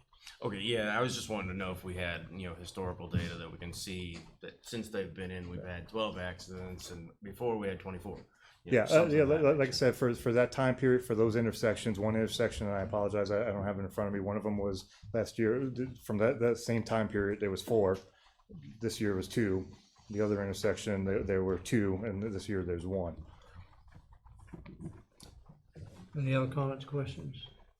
Okay, thank you, Chief. At this time is Mr. Cody Moser in the audience. Okay, Cody, you wanted to address the red light cameras. Go ahead there and give us your name and address, and we'll listen to what you have to say. My name is Cody Moser. I actually live north of Crestview. I'm the chair of the Okaloosa Libertarian Party. I actually wrote up a much longer speech because I came up here expecting to be angry, but the chief's presentation was actually very good. That's good because you only had 3 minutes. Okay. He answered a good number of the questions, and I appreciate how the city has taken a step forward in trying to be more transparent about these cameras. As a libertarian, I make a lot of phone calls to people in this county. It seems like one of the main issues for North Okaloosa is these cameras. People are still very upset about this, so we're kind of making this a large priority. In terms of the effectiveness, yes, there was a change from 2 to 4, but that's not really large enough margin of error to make a statistical argument about it. In about 60% of American cities that put red light cameras in, you see a 40% increase in, say, fender benders. So you get more property damage, different kinds of accidents, while reducing these T-bone accidents, which of course can be fatal. So you have to take that into consideration. A lot of people ask why it is when we drive past the red light intersections, we already see police officers sitting there. You know, why are we paying for these things when we already have officers there who we can see and speak to if we wish to, which is a good thing.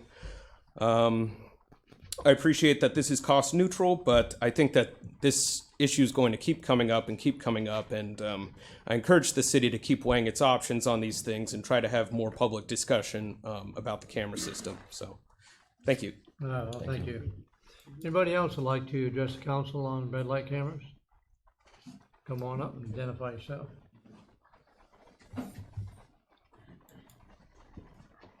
Name and address, please. Hello, Council. George Washington here. I live over on Smith Street between both police departments. The thing I'm concerned about is going through this company, Nobu, I believe it was. What is their privacy statements? Like, are they retaining our license plates? Are they keeping images of our faces? Stuff like that. I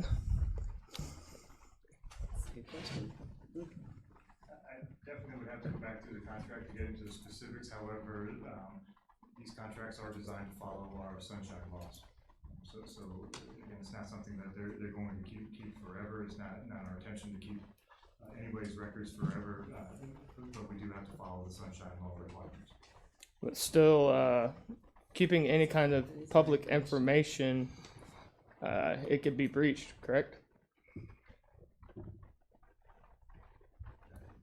I mean, there are the safety protocols, and that would keep it as safe as your license is on the county assessor's website. If that's what you're Right. No, my concern was just, thousands of people are going through these red lights every day. Those cameras are good enough to not only take pictures of your license plate, but they could take pictures of you inside your vehicle. I don't personally want my picture taken. I'm fine with my license plate taken, but who's to know that they're not taking my picture or the guy next to me or this or that or this or that? Yeah, based on Florida law, that they are not taking, and that they are not required to take a picture of the driver. That is why the registered owner receives the citation. But Florida law is pretty specific about how they are. And you saw an example of how the cameras take the pictures, so they don't have front-facing cameras. If you were in a convertible, yes, there's a possibility you might get your image, but in a car, I won't say never, I'll say almost never can you determine who's at the driver's seat. And that's why there's another set of procedures for how someone can assign the violation to somebody else if it wasn't the registered owner. All right, so if they took a picture of my license plate, who would all be able to access that? What happens after your license plate is captured and it is determined that there is a violation, and then it is run through the FCIC, NCIC system, and then it is populated from there, which is when you are issued a notice of violation, which that would be public record. Okay. Okay, you need to wrap it up, but typically we don't have Q&A in a public meeting. You come and make a statement, and then we can address it later on. I was just curious. We can always get back to you if we need license to. plate information. Yeah, okay, thank you. Yes, sir, come on up and give us your name and address. Make your statement, and keep it down to 3 minutes, please. My name is Ian McNeil, and I live at 2266 Tanglewood, just north of Crestview. And my concern was that how is it constitutional that you can charge somebody with a red light violation when you're not even sure it's them that's behind the wheel? How is that something that we can do? I mean, that's unconstitutional to begin with. What else is unconstitutional is that they're violating your right to privacy every time they take a photograph of your vehicle. Anybody? No, you can make statements, but we're not going to do a Q&A. That's not typically what we do. If you want to follow up and get questions answered, you can contact the police department, and chief can give you those answers. Okay. Okay, thank you. Thank you. Anybody else want to speak on red light cameras? All right, we're going to have action by the council then, please. Mr. Mayor, I move that we provide Road Watch notification of termination of our contract with them, and further move that we enter into an agreement with Nova Global to provide the services defined in the agenda item as attached. Second. Got a motion and second to terminate the road watch,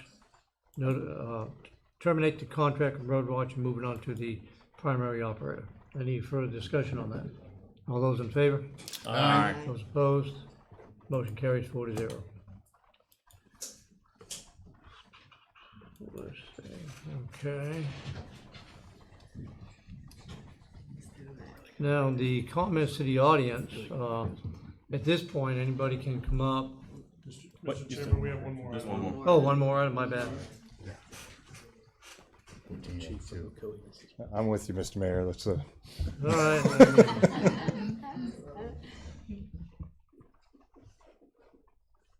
So the next item that you have before you is for the police department asking for permission to take funds from the forfeiture funds so that we can enter into a software agreement with Predpol, which stands for Predictive Policing. This software will, in my opinion, will increase the effectiveness of the police department. It is something I have past experience with at my other department. To give you a very, very brief overview is this what this product does is it takes the approximately 3 years worth of data, reviews it through an algorithm, putting the last 3 months as a higher priority, and then it goes ahead and the computer magically spits out where it thinks that the where we should put our officers for patrol. It gives us a box that's only about 500 feet square feet, and basically it's done based on the administration, so my staff's determination of what crimes we want to focus on. So if we notice that there's an increase in vehicle burglaries, we'll go ahead and say, please tell us about the vehicle burglaries. And what makes us different than other heat maps and things of that nature is that it goes ahead and determines the difference between day and nighttime. So it will be emailing our officers maps of where they should go ahead and go, and it will go ahead and tell the day shift different things than the night shift based on what their mission is for that particular day. And then we, as a police department, are also able to put in other boxes where we say we want to focus on this to address whatever issue there is. But one of the things that's very important to notice is that this is crime specific, not person specific. So we won't be able to say let's target person X. We could just say we want to focus on burglaries, and it'll tell us that. I have had experience with it in our test period. In a COE we did have a 50% reduction. I don't know how long they were going to be able to maintain that, but I do know in a 4-month period there was a 50% reduction, and I do know that when we had it for only 2 days, we had our first foot pursuit based off of the product telling us be in the square. We were in the square, and lo and behold, there was a crime happening. It does do the things that it says that it does, and I have experience to not just listen to the salesperson, but to actually know that it does what it says it does. Comments, questions? So, what are you looking for from the council tonight, Chief, specifically? Specifically, I'm looking for permission, two things, I believe. I'm looking for permission to go ahead and move the money from forfeiture so I can utilize it for Predpol. And then the second thing is I'm looking for the council to approve for the mayor to sign the contract allowing us to be in a contract with Predpol.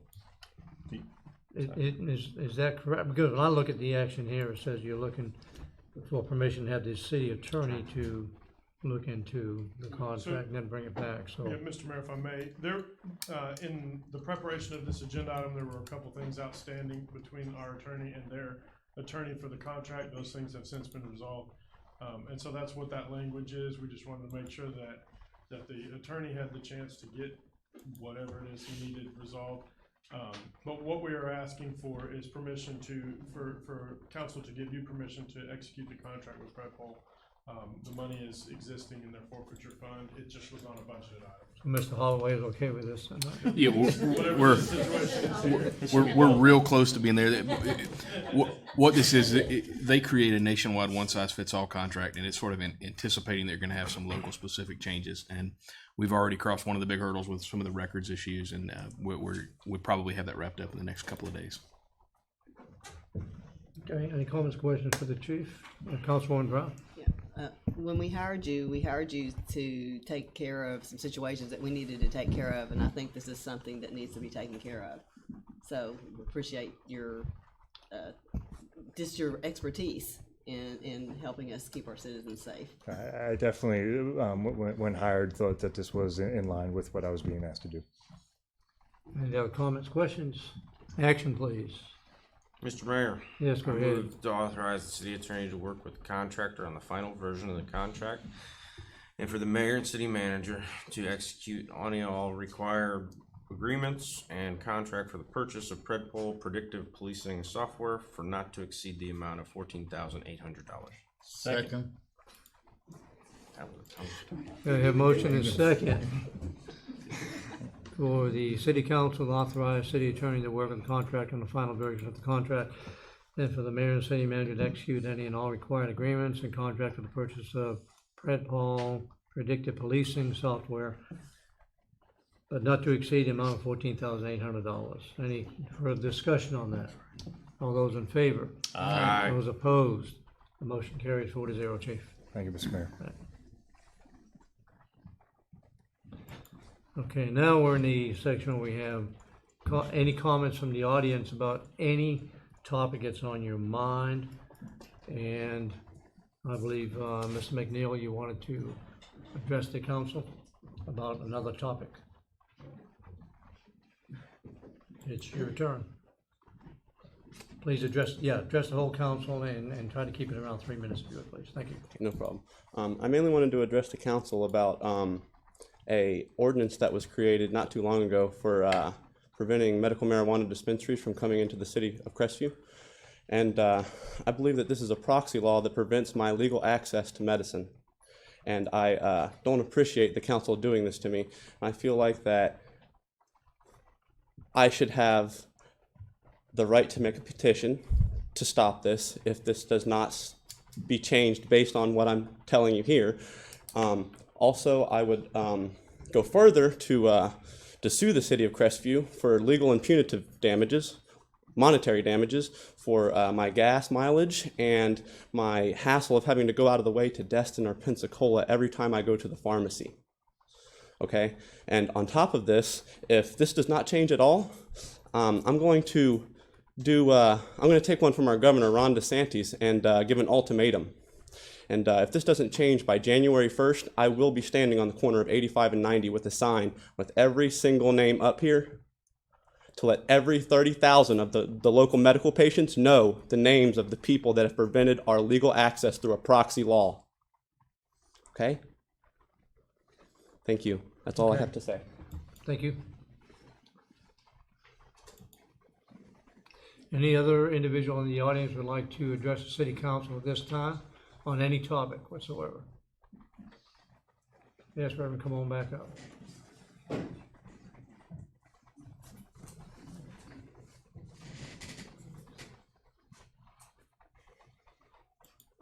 Clint Nelson, 515 Gadwell Street, all over again. Hey, I just want to say thank you. I appreciate you guys being open to conversation, open to reading the amendment. And even though we agree to disagree on some topics, I think that there's unity in this community, and I think that that's a great thing. So I just want to say thank you. When I just think about 500 feet or 100 feet or anything like that, the feet matter. They do matter, you know. And so, like I said, while we agree to disagree on some topics, there's no hard feelings from us. We're excited for the growth.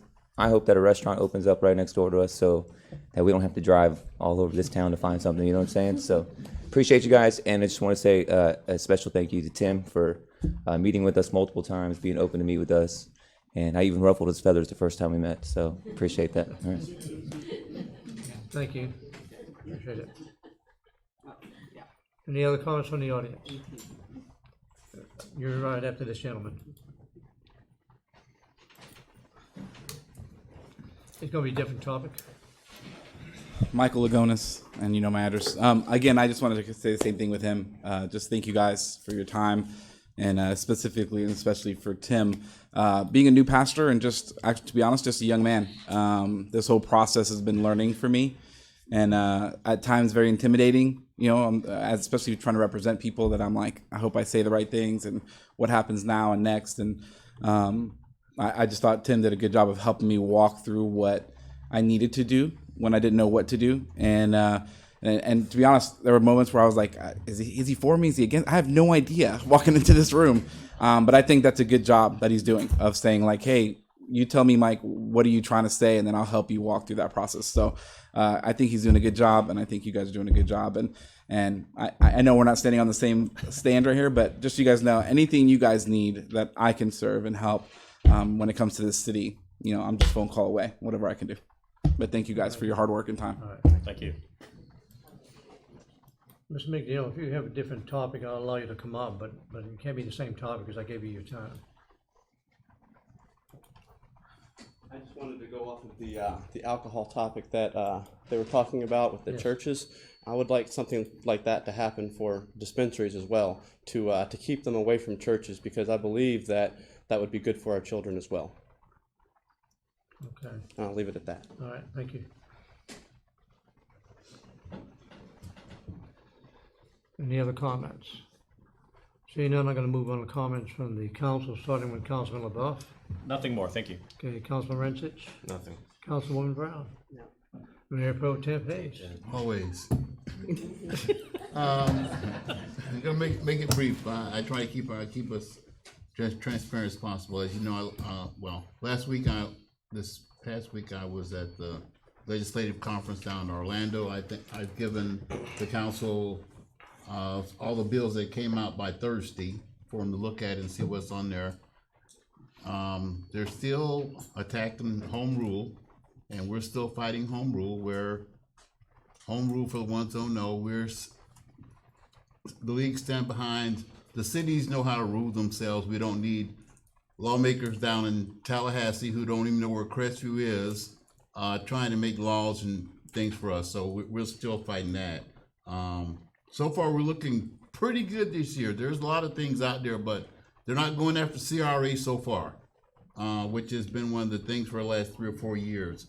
So that's good. Don't forget the session starts later but they've been there all the time. I'm sure our mayor will maybe inform you on the things that we're trying to get from our congressmen and senators down there that what the city has submitted. I would also like to recognize that people might not be aware, we lost one of our citizens, a 100-year-old citizen this past, I went to their funeral this week.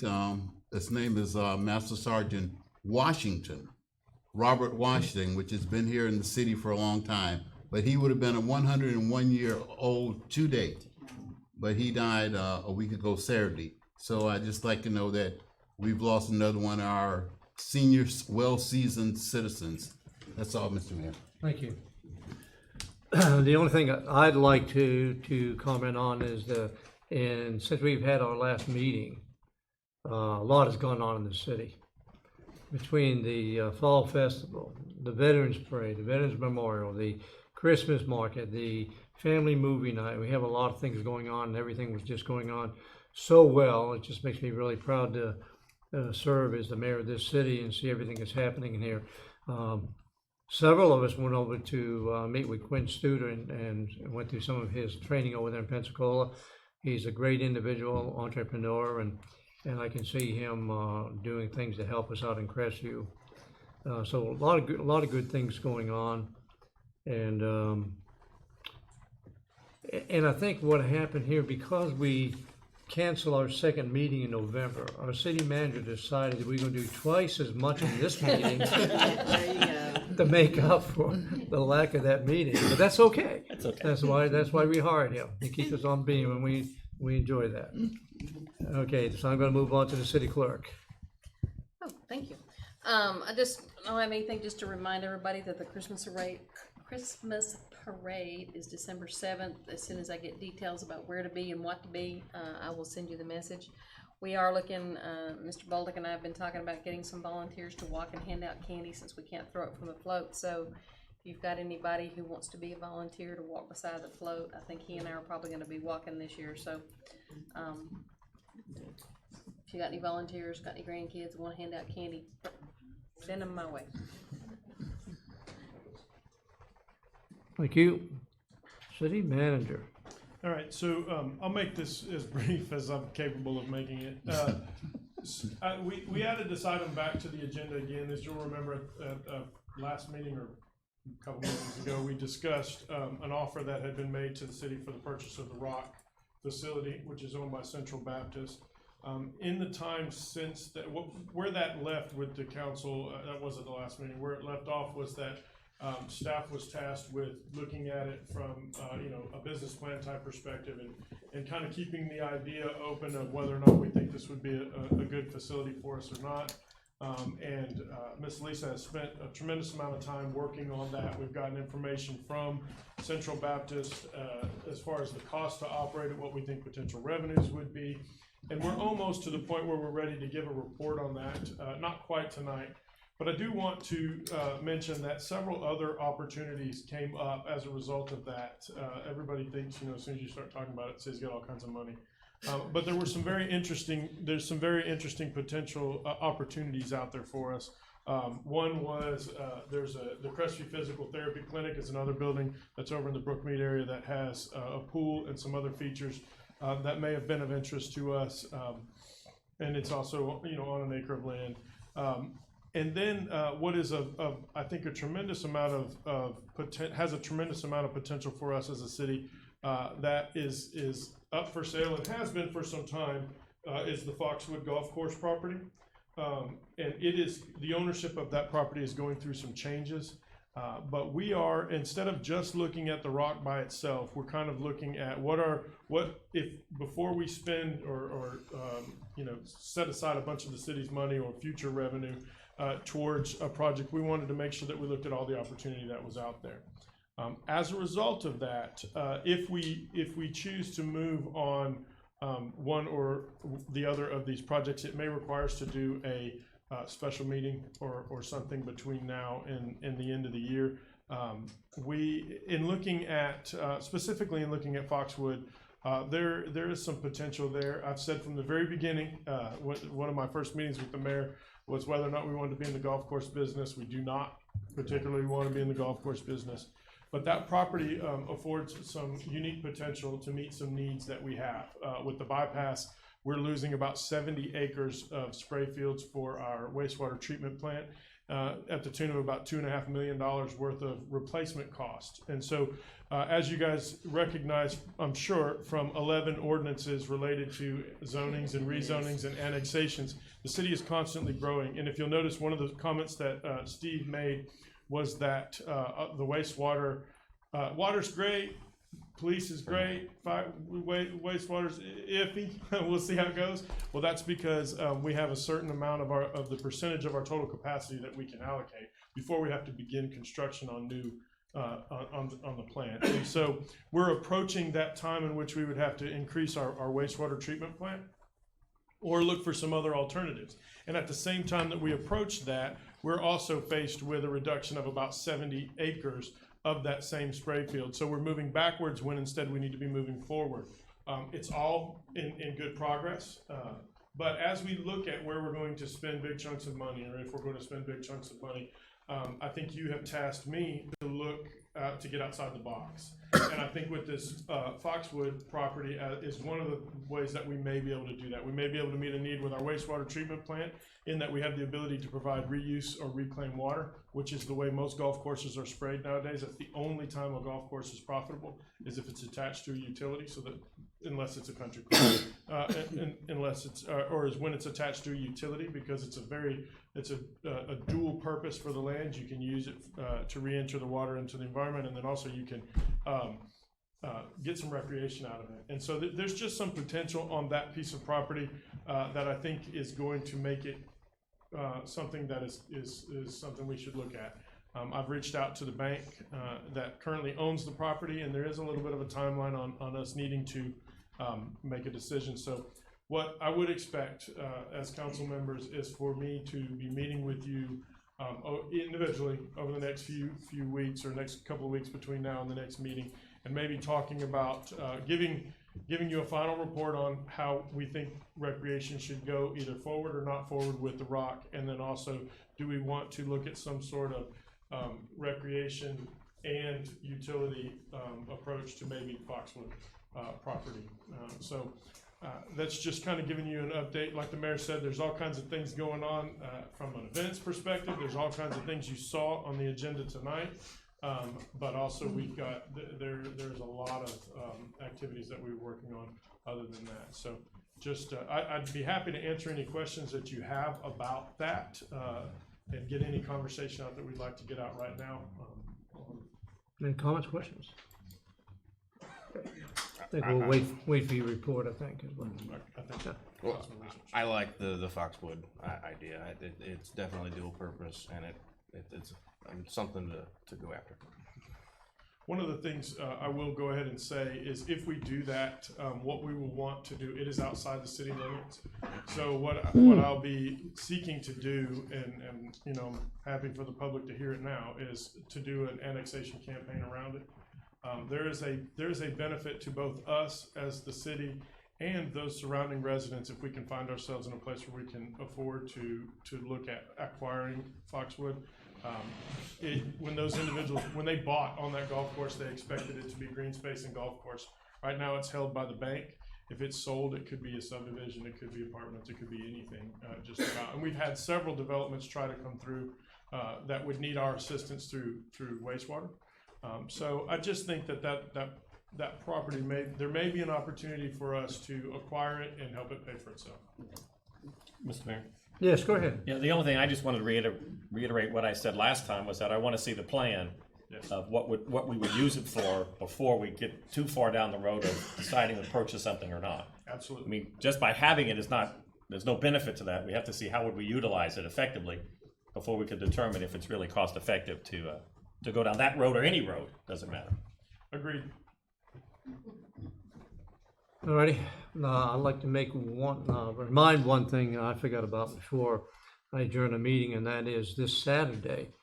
There is an event over at the community center starting at 10 a.m. Walk, run, 5K. You don't have to walk and run. You can just come and donate money if you want, because the whole event is to support the homeless shelter here in Crestview. And if you don't have the money, you can bring some slightly used clothes, you can bring brand new socks, you can bring money, or you can just show up to support some of the people that'll be showing up there. Elisa's assured us we're going to have good weather, right, Elisa? So you assured we're having good weather on Saturday morning? The Lord and I are talking about it. Okay. And he's going to do his best. All right. But anyway, please not only just think about it, but spread the word, because I would like a good turnout to help out. Ann Sprague has moved into a new shelter, and she has some real challenges there because she has utility bills that she never had before. Right. And so anyway, we can help them out, I would really appreciate that. Having said that, I adjourn the meeting. Thank you all for coming. Ms. McNeil, would you stay around a minute so I can talk to you?